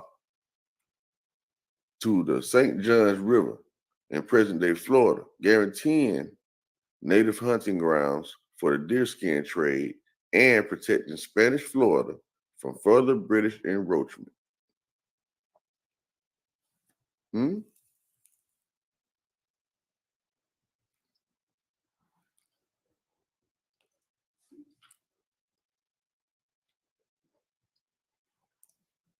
It says 1750, a group of Ochese moved to the neutral zone, right? A group of Ochese moved to the neutral zone after clashing with the Muskogee-speaking towns of the Chattahoochee, where they had fled after the Yamasee War. Okay, so after Yamasee War, the Ochese fled to the Chattahoochee, then they ended up beefing with the Muskogee, of the Chattahoochee, and then they ran into the neutral zone. It's led by Chief Sikofe, Cowkeeper. They became the center of a new tribal confederacy, the Seminole, which grew to include earlier refugees from the Yamasee War. So these are the red sticks and all of them. It's remnants of the Mission Indians and escaped African slaves. Their name comes from the Spanish word cimarrones, which originally referred to a domestic animal that had reverted to the wild. Okay, so at first they were civilized and domestic, they said, and then they became rogue. It said cimarrones was used by the Spanish and Portuguese to refer to fugitive slaves. Maroon emerges linguistically from this root as well. So we talk about the Maroons, they're saying we talk about the Summeroons. We talk about the Summeroons, we're talking about the Seminoles. We talk about the Seminoles, we talk about the people that ran from the Seminole, from the Yamasee War. We talk about the people that ran down to the Chattahoochee, with those people, the Muskogee, and then they end up leaving and went to the Central Zone. Okay? Which they call the Red Sticks as well, with Osceola and all them, from the Georgia Wars and all that stuff. All right? Now, it said this root as well. It said American Indians who fled European invaders. Okay? In the Hichichi language, which lacked an R sound, it became Seminolia, a Seminole. Seminole, and eventually Seminole.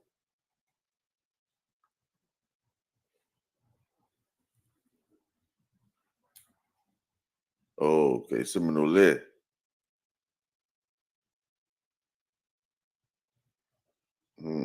Interesting.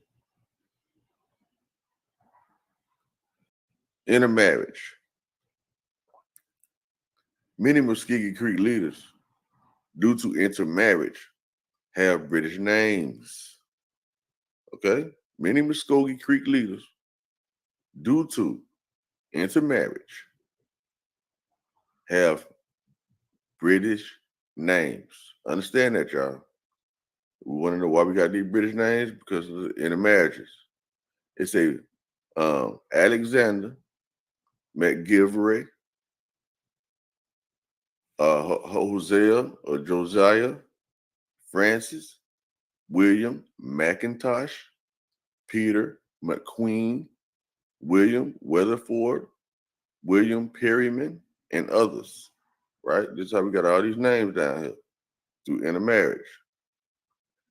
These reflect Muskogee women having children with British colonists. For instance, Indian agent Benjamin Hawkins married a Muskogee woman. In Muskogee culture, unmarried Muskogee women had great freedom over their own sexuality compared to European and European American counterparts. Okay? Under the customs of Muskogee matrilineal society, their children belonged to their mother's clan. With the exception of McGivery, mixed race Muskogee people worked against Muskogee interests as they understood them. We just say clarification needed. Yeah, ain't no clarification needed. The mulattoes, a lot of them were used against the tribe, right? It said to the contrary, in many cases, they spearheaded resistance to the British and then American expansion. So a lot of them also helped. That's what they're saying. Most of them helped, but some of them traded. It said that they usually spoke English as well as Muskogee and knew European customs as well, made them community leaders. They dominated Muskogee politics, as put Claudio's sons. So, like I say, well, I ain't said this, but I always say this to myself or whatever, that the reason why these mulattoes was put in the forefront is because they understood the language. The Aborigines, the pure Aborigines did not understand their language. They didn't know their language, and they didn't have no part of their culture, didn't want to be a part of their culture. But by these children being colonists, being bastard children, being children of the colonists, I guess they just inclined to learn the ways of their dad as well as their mother. You see what I'm saying? Even though they were able to claim native, nationhood or whatever the case, how we want to put it, right? But y'all get where I'm going with it. Y'all see what I'm saying? Y'all get it on your own. All right. As put Claudio's son, these offsprings of mixed marriages occupied a different position in the economy of the Deep South than did most Creeks and Seminoles. They worked as traders and factors.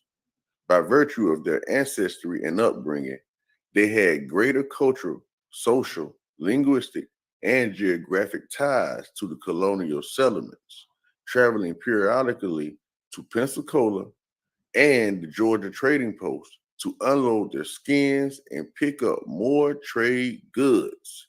Mm, mm, mm. Wow. Mm, mm, mm.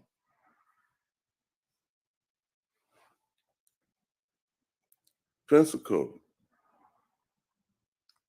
As Andrew Frank writes, terms such as mixed blood and a half breed, which imply racial categories and partial Indianness, betray the ways in which Native peoples determine kinship and identify in the 18th and early 19th century Southeast. 19th, 18th centuries, 17th, 1800s. By the time, it wasn't really everything wasn't going to code at that point. People was mixing up, switching sides, all types of things going on. So much mixture was going on. Okay? American Revolutionary War. With the end of the French and Indian War, also known as the 7 Years' War, in 1763, France lost its North American empire, and British American settlers moved inland.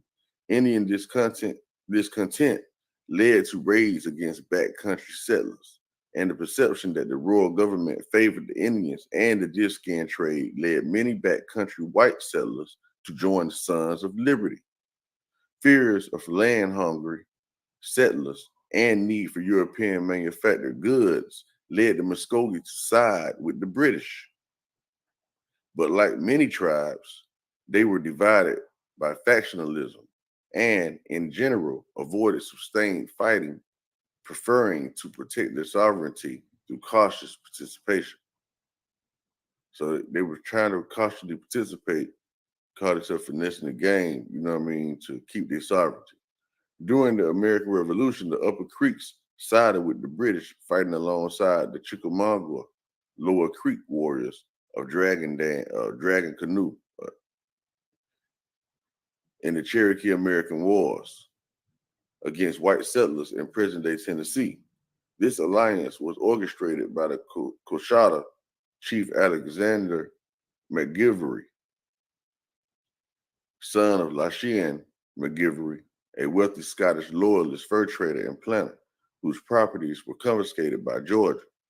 His ex-partner, Scotch-Irish patriot George Goffin, initially persuaded the Lower Creeks to remain neutral. But loyalist Captain Williams McIntosh led a group of pro-British Hachichi, and most of the Lower Creeks nominally allied with British after the 1779 capture of Savannah. See, all these people's coming around 1700s, all these folks coming in, all the European, white European. Okay, it's a Muskogee warriors fought on behalf of Britain during the Mobile and Pensacola campaigns of 1780 and 81. Right? You said Lower Creeks allied with Britain after the 1779 capture of Savannah. Muskogee warriors fought on behalf of Britain during the Mobile and Pensacola campaigns of 1780-81.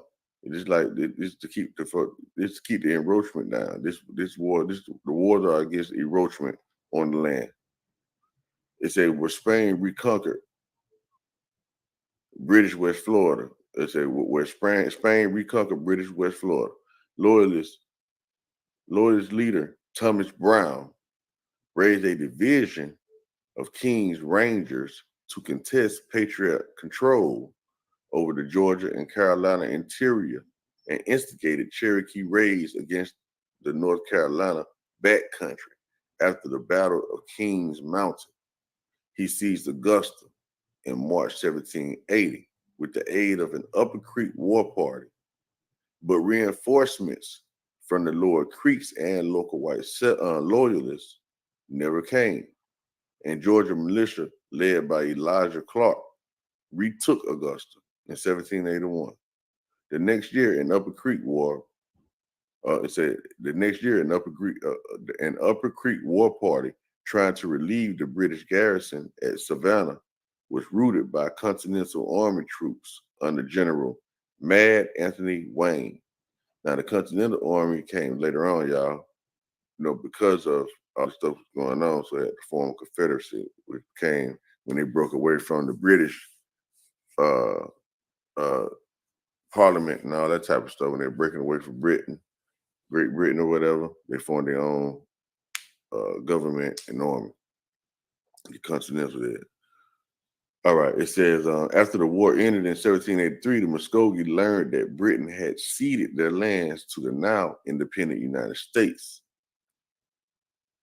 That year, two Lower Creek chiefs, Haportele Miko, Tommy King, and Enia Miko, Fat King, ceded 800 square miles, 2,100 kilometers to the second power of land to the state of Georgia. Alexander McGivery led pan-Indian resistance to white encroachment, receiving arms from the Spanish in Florida to fight trespassers. The bilingual and bicultural McGivery worked to create a sense of Muskogee nationalism and centralized political authority, struggling against village leaders who individually sold land to the United States, right? So struggling against village leaders who individually sold land to the United States. He also became a wealthy landowner and merchant, owning as many as 60 black slaves. In 1784, he negotiated the Treaty of Pensacola with Spain, recognizing Muskogee control over 3 million acres of land claimed by Georgia.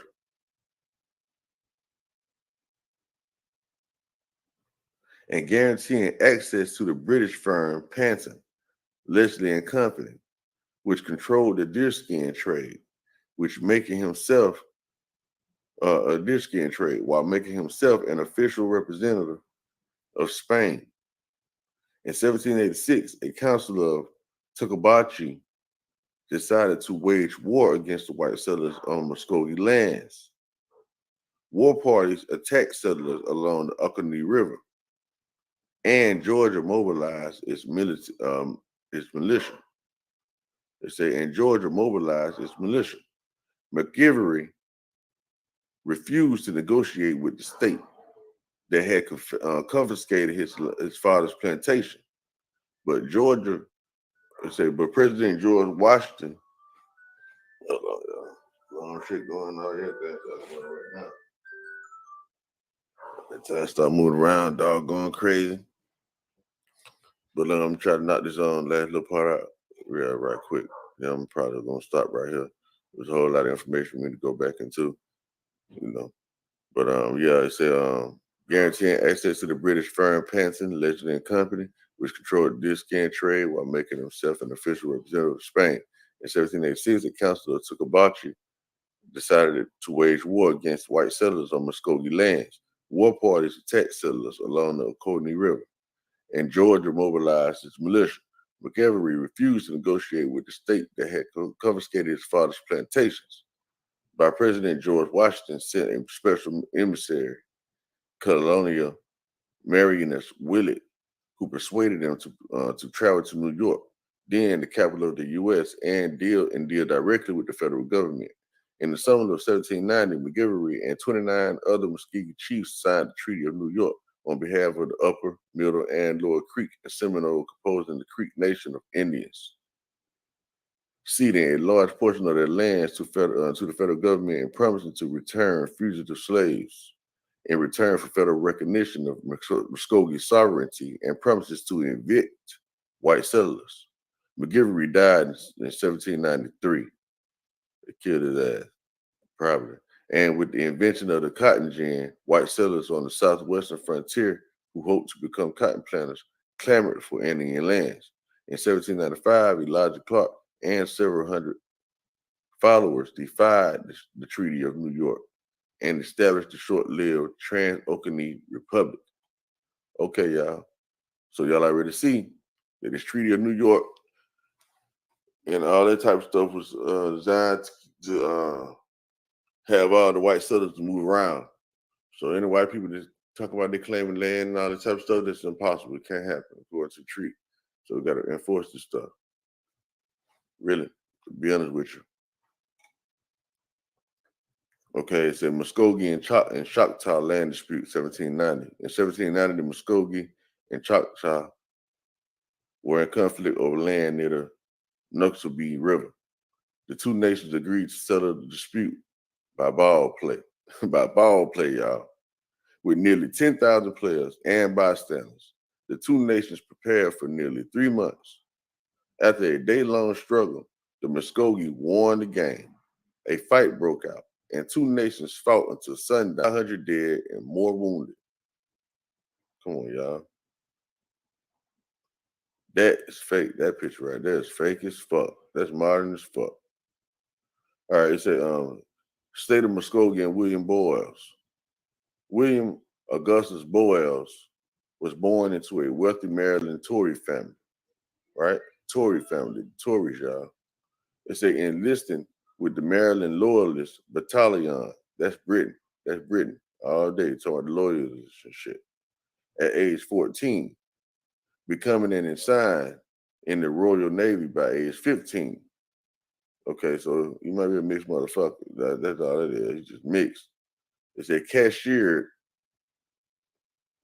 for dereliction of duty after returning too late to his ship at Pensacola.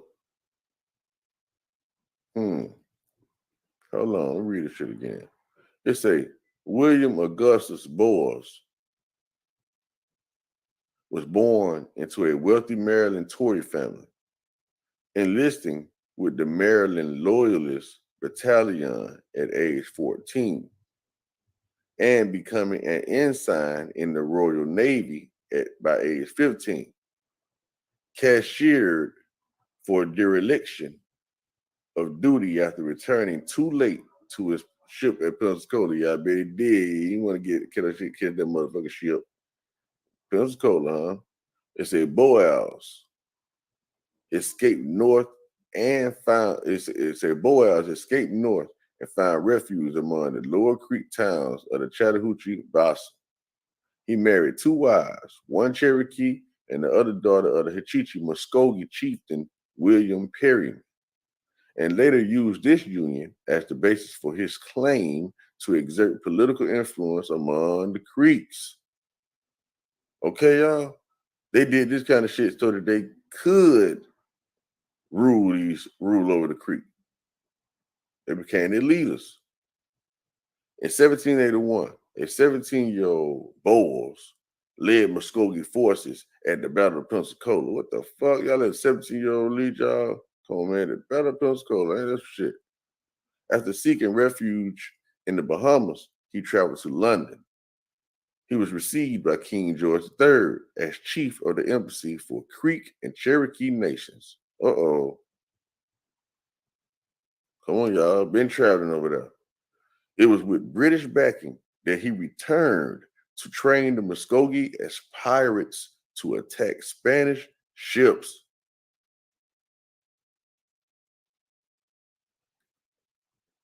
In 1799, Boaz formed the state of Muskogee with the support of the Chattahoochee Creeks and the Seminoles.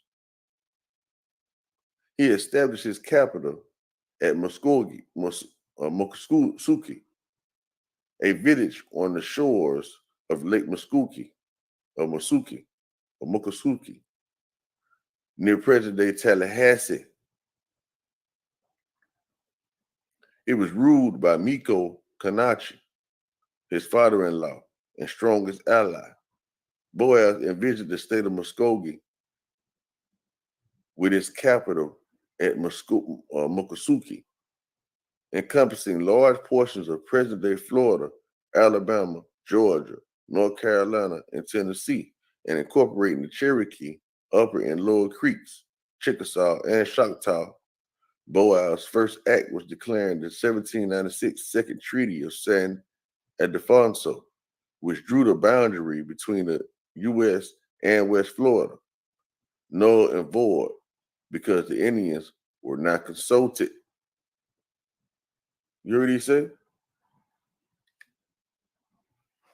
Said null and void. Y'all ain't consult with us when y'all try to change. So he denounced the treaties Alexander McGivery had negotiated with Spain and the U.S. threatening to declare war on the U.S. unless it returned Muskogee lands, and issuing a death sentence against George Washington's Indian agent, Benjamin Hawkins, who won the loyalty of the Lower Creeks.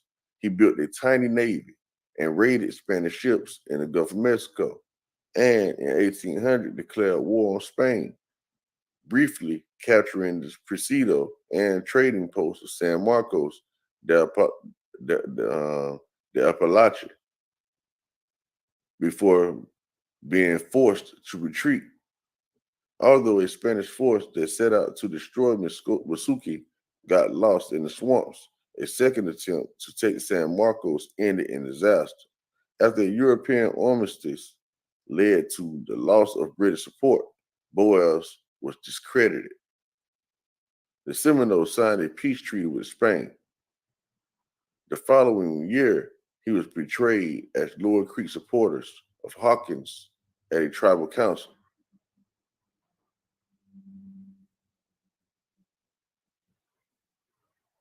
They turned Bowles over to the Spanish, and he died in prison in Havana, Cuba, 2 years later.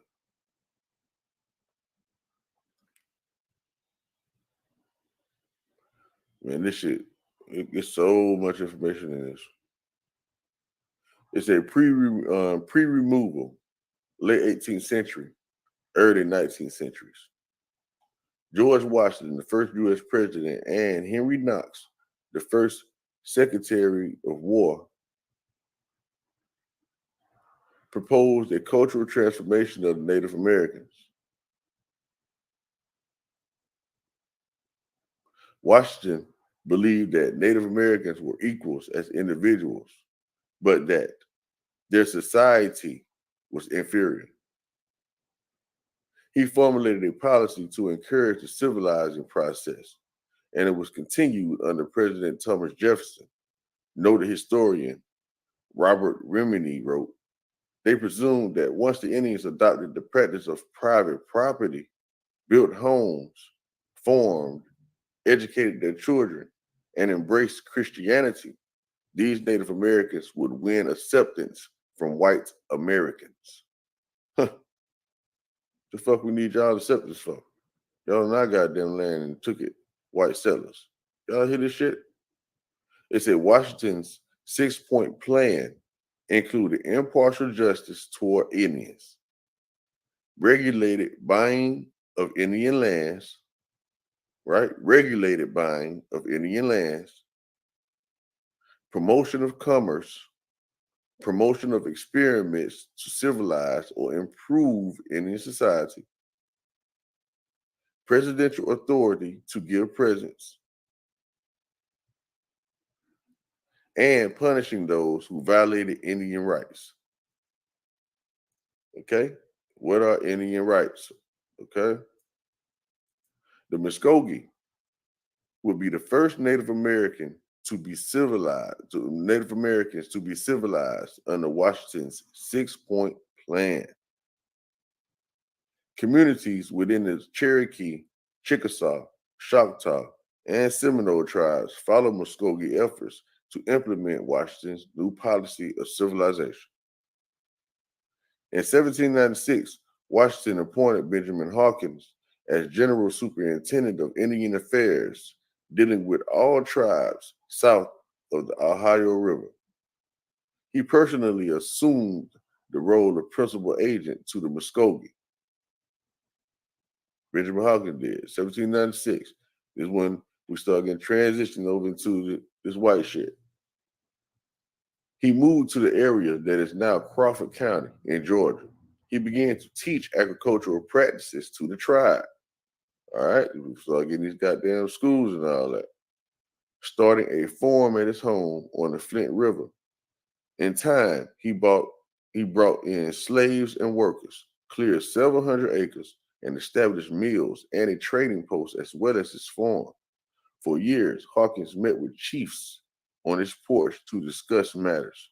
He was responsible for the longest period of peace between the settlers and the tribe, overseeing 19 years of peace. In 1805, the Lower Creeks ceded their lands east of the Ocmulgee to Georgia, with the exception of the sacred burial mounds of the Ocmulgee Old Fields. They allowed a federal road linking New Orleans to Washington, D.C. Wow, it's a road that links New Orleans to Washington, D.C. to be built through their territory. A number of Muskogee chiefs acquired slaves and created cotton plantations, grist mills, and businesses along the federal road. Right? It's a number of Muskogee chiefs acquired slaves and created cotton plantations, grist mills, and businesses along the federal road. In 1806, Fort Benjamin Hawkins was built on a hill overlooking the Ocmulgee Old Fields to protect expanding settlements and serve as a reminder of U.S. rule. Wow. Hawkins was disheartened and shocked by the outbreak of the Creek War, which destroyed his life work of improving the Muskogee quality of life. Hawkins saw much of his work toward building a peace destroyed in 1812, the War 1812. It said a faction of Muskogee joined the Pan-African Indian movement of Tinawatowa and Tecumseh, rejecting accommodation with white settlers and adaptation of European American culture. I know that's right.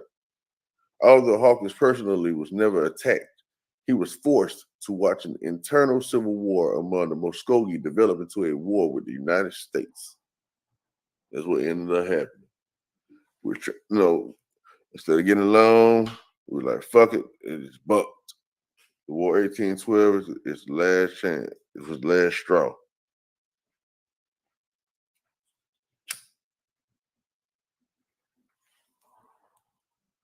Right? It said we ain't with it. We tried it. We ain't going for it. It said a comet, earthquakes in Coosa, 1811. It said a comet appeared in March 1811. The Shawnee leader, Tecumseh, whose name meant shooting star, traveled to Tecumseh, where he told the Muskogee that the comet signaled his coming. It said McKinney reported that Tecumseh would prove that the Great Spirit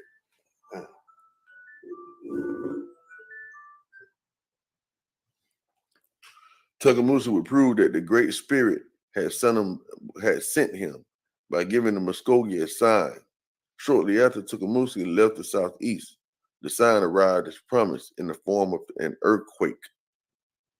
So an earthquake happened after all this.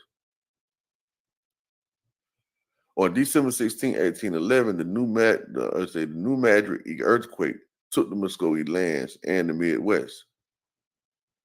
While the interpretation of this event varied from tribe to tribe, one consensus was universally accepted. The powerful earthquake had to be. The powerful earthquake had to have meant something. The earthquake and its aftershocks helped the Tecumseh. I don't know how to say that, y'all. My bad. It said helped the Tecumseh resistance movement by convincing not only the Muskogee but other Native American tribes as well that the Shawnee must be must be supported. The Indians were filled with great terror. The trees and wigwams shook exceedingly. The ice, which skirted the margin of the Arkansas River, was broken into pieces, and most of the Indians thought that the Great Spirit, angry with the human race, was about to destroy the world. And there's something, there was an earthquake in the South. The New Madrid earthquake. That's what it was. The New Madrid earthquake. The Muskogee who joined Tecumseh's Confederation were known as the Red Sticks. Stories of the origin of the Red Sticks name varies, but one is that they were named for the Muskogee tradition of carrying a bundle of sticks that mark the days until an event occurs. Sticks painted red symbolize war. Okay? Red Stick Rebellion. The Creek War of 1813-1814, also known as the Red Stick War, began as a civil war with the Muskogee Nation, only to become enmeshed within the War of 1812, inspired by the Shawnee leader, Tecumseh, to whom 19th century writers attributed fiery speeches that must have said, and citation needed, and their own religious leaders, encouraged by British leaders, Red Stick leaders such as William Weatherford, Red Eagle, Peter McQueen, and Manawa won the support of the Upper Creek towns. Allied with the British, they opposed white encroachment on Muskogee lands and the civilized program. Hold on now. But understanding this though, they keep saying that they were supported by the British in keeping the white people from encroaching on their land. So what is that saying? They're saying that they had a deal to keep the white folks off their land because the white folks belonged to the British, or the British were black people. You see what I'm saying? And they was in support of keeping the white folks out. Right? It's either one or two. It's something like that. All right. So Peter McQueen and Manawa won the support of the Upper Creek allied with the British opposed to enrichment in the land. All right, and civilized the programs administered by Indian agent Benjamin Hawkins, and clashed with many of the leading chiefs of the Muskogee Nation, notably the Lower Creek Micro William McIntosh. So William McIntosh was not with Hawkins. Hawkins' most powerful ally. Hold on. I must have read that wrong. Let me read that again. It said Muskogee lands and civilized it said allied with the British, they opposed white encroachment on Muskogee lands and civilizing programs. Okay, they opposed all that. They opposed civilizing programs. They opposed the encroachment administered by the Indian agent Benjamin Hawkins at Buckingham and clashed with many of the leading chiefs of the Muskogee Nation, most notably the Lower Creek, Michael William McIntosh, Hawkins' most powerful ally. Their opponents, who sought peaceful relations with white settlers, were known as the White Sticks. Okay? It said their opponents, who sought peaceful relations with white settlers, were known as the White Sticks. Before the Muskogee Civil War began, the Red Sticks attempted to keep their activities secret from the old chiefs. They were emboldened when Tecumseh rallied his followers and joined with a British invasion to capture Fort Detroit in August 1812. See, that's when the young started going against the old and all that type of stuff, right? Because they said they tried to keep the information from the old chiefs and all that they were bucking, right? And they say they were emboldened and rallied the followers joined the capture of Fort Detroit. All right. In February 1813, the small party of Red Sticks led by Little Warrior was returning from Detroit when they killed two families of settlers along the Duck River near Nashville. They went all the way up to Detroit. They said Hawkins demanded that the Muskogee turn over Little Warrior and his 6 companions.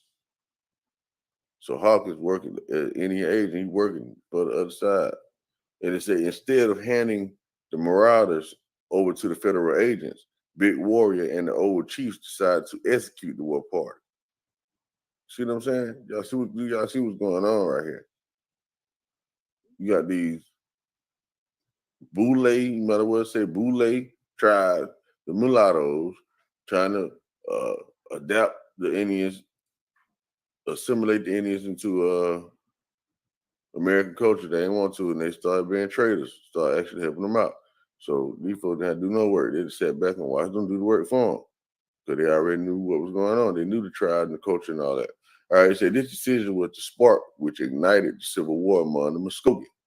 The first clash between Red Sticks and American White Sticks took place on July 21st, 1813, when a group of American soldiers from the Fort Mims, north of Mobile, Alabama, stopped a party of Red Sticks who were returning from West Florida, where they had bought munitions from the Spanish governor at Pensacola. The Red Sticks fled the scene, and the U.S. soldiers looted what they found, allowing the Red Sticks to regroup and retaliate with a surprise attack that forced the Americans to retreat. The Battle of Burnt Corn, as the exchange became known, broadened the Creek Civil War to include American forces, and was interpreted as a good omen, showing that in fact the Creeks would defeat the whites. On August 30th, 1813, Red Sticks, led by Red Eagle William Weatherford, attacked Fort Mims, where white settlers and their Indian allies had gathered. The Red Sticks captured the fort by surprise and carried out a massacre, killing men, women, and children. They spared only the black slaves, whom they took as captured booty. After the Indians killed nearly 500 people at the fort, settlers across the American southwestern frontier were in panic. Although the Red Sticks won the battle, they had lost the war. On the morning of August 30th, 1813, few of Fort Mims defenders steered in steaming heat. In forested shade, the Creeks watched and waited. The force, it said it stirred in steaming heat, right? It said on the morning August 30th, 1813, few of Fort Mims defenders stirred in steaming heat and fostered shade The Creeks watched and waited. The fort's main gate, located on the side of the stockade, had been closed by the garrison troops.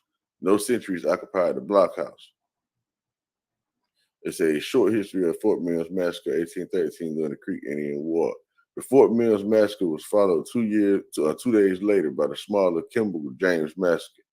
The only explanation of this catastrophic event is that the Upper Creek leaders thought that the United States was like fighting another Creek tribe. Okay, so the only explanation of this catastrophic event is that the Upper Creek leaders thought that fighting the United States was like fighting another Creek tribe, and taking Fort Mills was an even bigger victory than the Battle of Burnt Corn had been.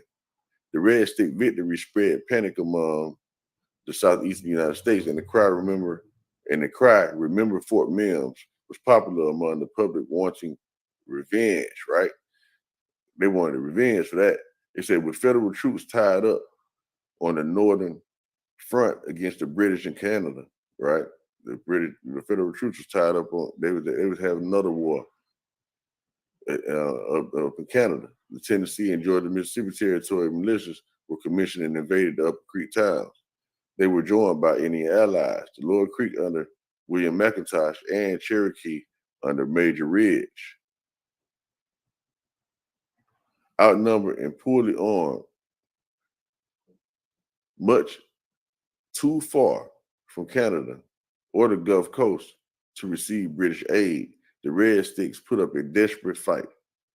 On March 27, 1814, General Andrew Jackson, Tennessee militia, aided by the 39th U.S. Infantry Regiment and Cherokee and Lower Creek warriors, crushed the Red Sticks at the Battle of Horseshoe Bend and Tallapoosa River. Though the Red Sticks had been soundly defeated and about 3,000 Upper Muskogee died in the war, the remnants held out several months longer. So then they was betrayed.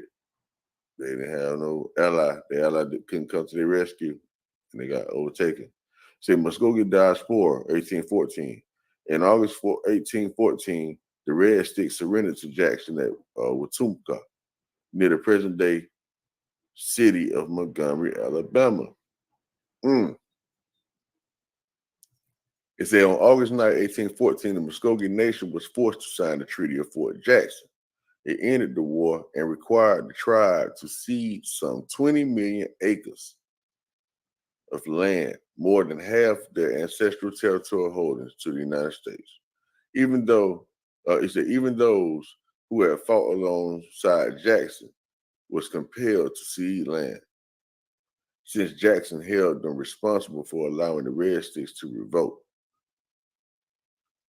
The state of Alabama was created largely from the Red Sticks domain and was admitted to the United States in 1819, whereas an unprovoked, inhumane, and sanguinary war waged by hostile Creeks against the United States had been repelled, prosecuted, and determined successfully on the part of the said states in conformity with the principles of national justice and honorable warfare. And whereas consideration is due to the rectitude of proceeding dictated by instructions related to the reestablishment of peace, be it remembered that prior to the conquest of that part of the Creek nation hostile to the United States, numberless aggressions had been committed against the peace, the property, and the lives of citizens of the United States. Treaty of Fort Jackson. Many Muskogee refused to surrender and escaped to Florida. They allied with other remnant tribes, becoming the Seminole. Muskogee were later involved on both sides of the Seminole Wars in Florida. Them going to the Seminole War. Somebody was black as hell right there. What that was.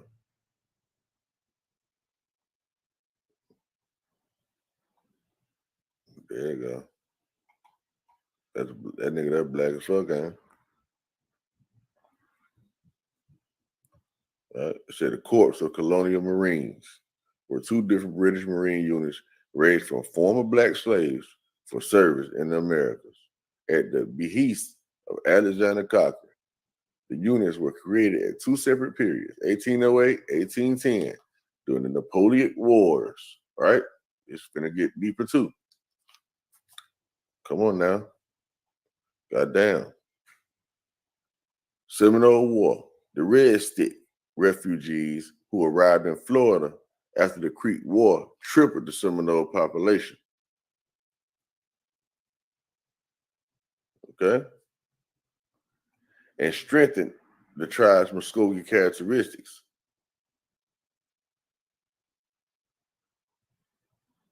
In 1814, British forces landed in West Florida and began arming the Seminoles. The British had built a strong fort on the Apalachicola at Prospect Bluff. And in 1815, after the end of the war, 1812, offered it with all its ordnance. Muskets, cannons, powder, shot, cannonballs to the locals. Seminoles and Maroons escaped slaves. 100 Maroons constituted a uniformed corps of colonial Marines who had military training, however rudimentary and disciplined, both whose English officers had departed. The Seminole only wanted to return to their villages, so the Maroons became owners of the fort. It soon came to be called the Negro Fort by Southern planters, and it was widely known among enslaved blacks by word of mouth, a place nearby where blacks were free and had guns, as in Haiti. The white pro-slave holding planters correctly felt its simple existence inspired escape or rebellion by the oppressed African Americans, and they complained to the U.S. government. The Maroons had not received training in how to aim the fort cannons. After notifying the Spanish governor, who had very limited resources, who had said he had no orders to take action, U.S. General Andrew Jackson quickly destroyed the fort in a famous and picture key, though tragic, incident in 1816 that has been called the deadliest cannon shot in American history. See the Battle of Negro Fort. You see what I'm saying? Like we were traded on. They say the Seminole continued to welcome fugitive black slaves and raid American settlers, leading the U.S. to declare war in 1817. The following year, General Andrew Jackson invaded Florida with an army that included more than 1,000 Lower Creek warriors. They destroyed Seminole towns and captured Pensacola. Jackson's victory forced Spain to sign the Adams-Onis Treaty in 1819, ceding Florida to the U.S. In 1823, a delegation of Seminole chiefs met with the U.S. governor of Florida, expressing their opposition to proposals that would reunite them with the Upper and Lower Creek. It said expressing their opposition to proposals that would reunite them with the Upper and Lower Creek, partly because the later tribes intended to enslave the black Seminoles.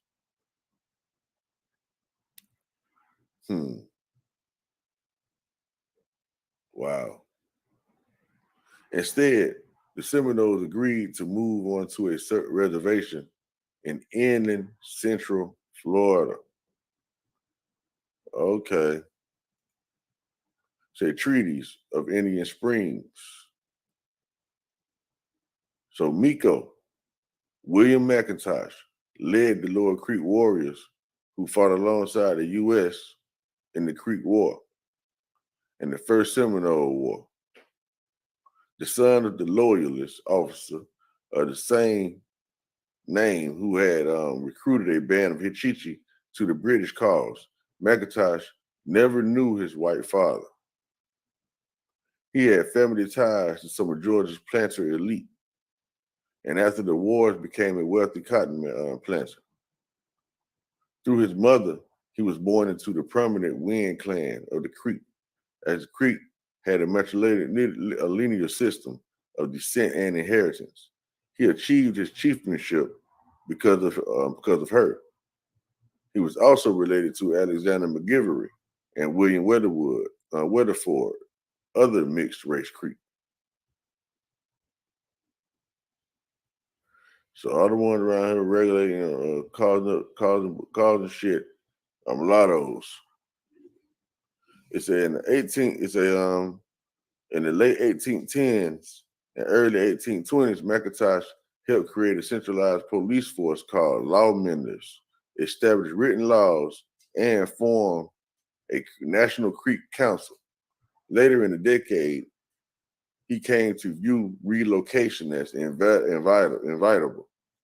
In 1821, McIntosh and several other chiefs signed away Lower Creek lands east of the Flint River at the First Treaty of Indian Springs. As a reward, McIntosh was granted 1,000 acres at the treaty site, where he built a hotel to attract tourists to local hot springs. Motherfucker traded, man. That's what he did.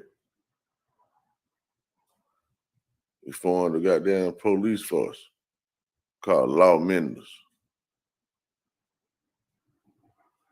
They say the Creek National Council responded by prescribing the death penalty for tribesmen who surrendered additional land. Georgian settlers continued to pour into Indian lands, particularly after the discovery of gold in northern Georgia. In 1825, McIntosh and his cousin, Georgia Governor George Troop,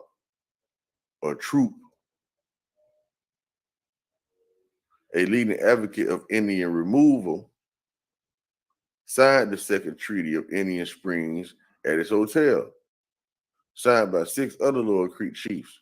The treaty ceded the last Lower Creek lands to Georgia and allocated substantial sums to relocate the Muskogee to the Arkansas River. It provided for an equally large payment directly to McIntosh. In April, the Old Red Stick Minowa led about 200 lawmenders to execute McIntosh according to their law. They burned his Upper Chattahoochee plantation. A delegation of the Creek National Council, led by the Speaker, Obadiah Loyola, traveled to Washington, D.C. to protest the 1825 treaty. They convinced President John Quincy Adams that the treaty was invalid and negotiated a more favorable Treaty of Washington, 1826. The tribe ceded their lands to Georgia in return for $200,000, although they were not required to move west. Troop ignored the new treaty and ignored the eviction of the Muskogee from their remaining lands in Georgia without compensation, mobilized state militia when Adams threatened federal intervention. Man. All right, y'all. I got to move around right now, though, but we got to stop right here. We'll pick back up at the removal, 1834. Removal, 1834. Man, it's a lot to get into. But I'll be back on that one.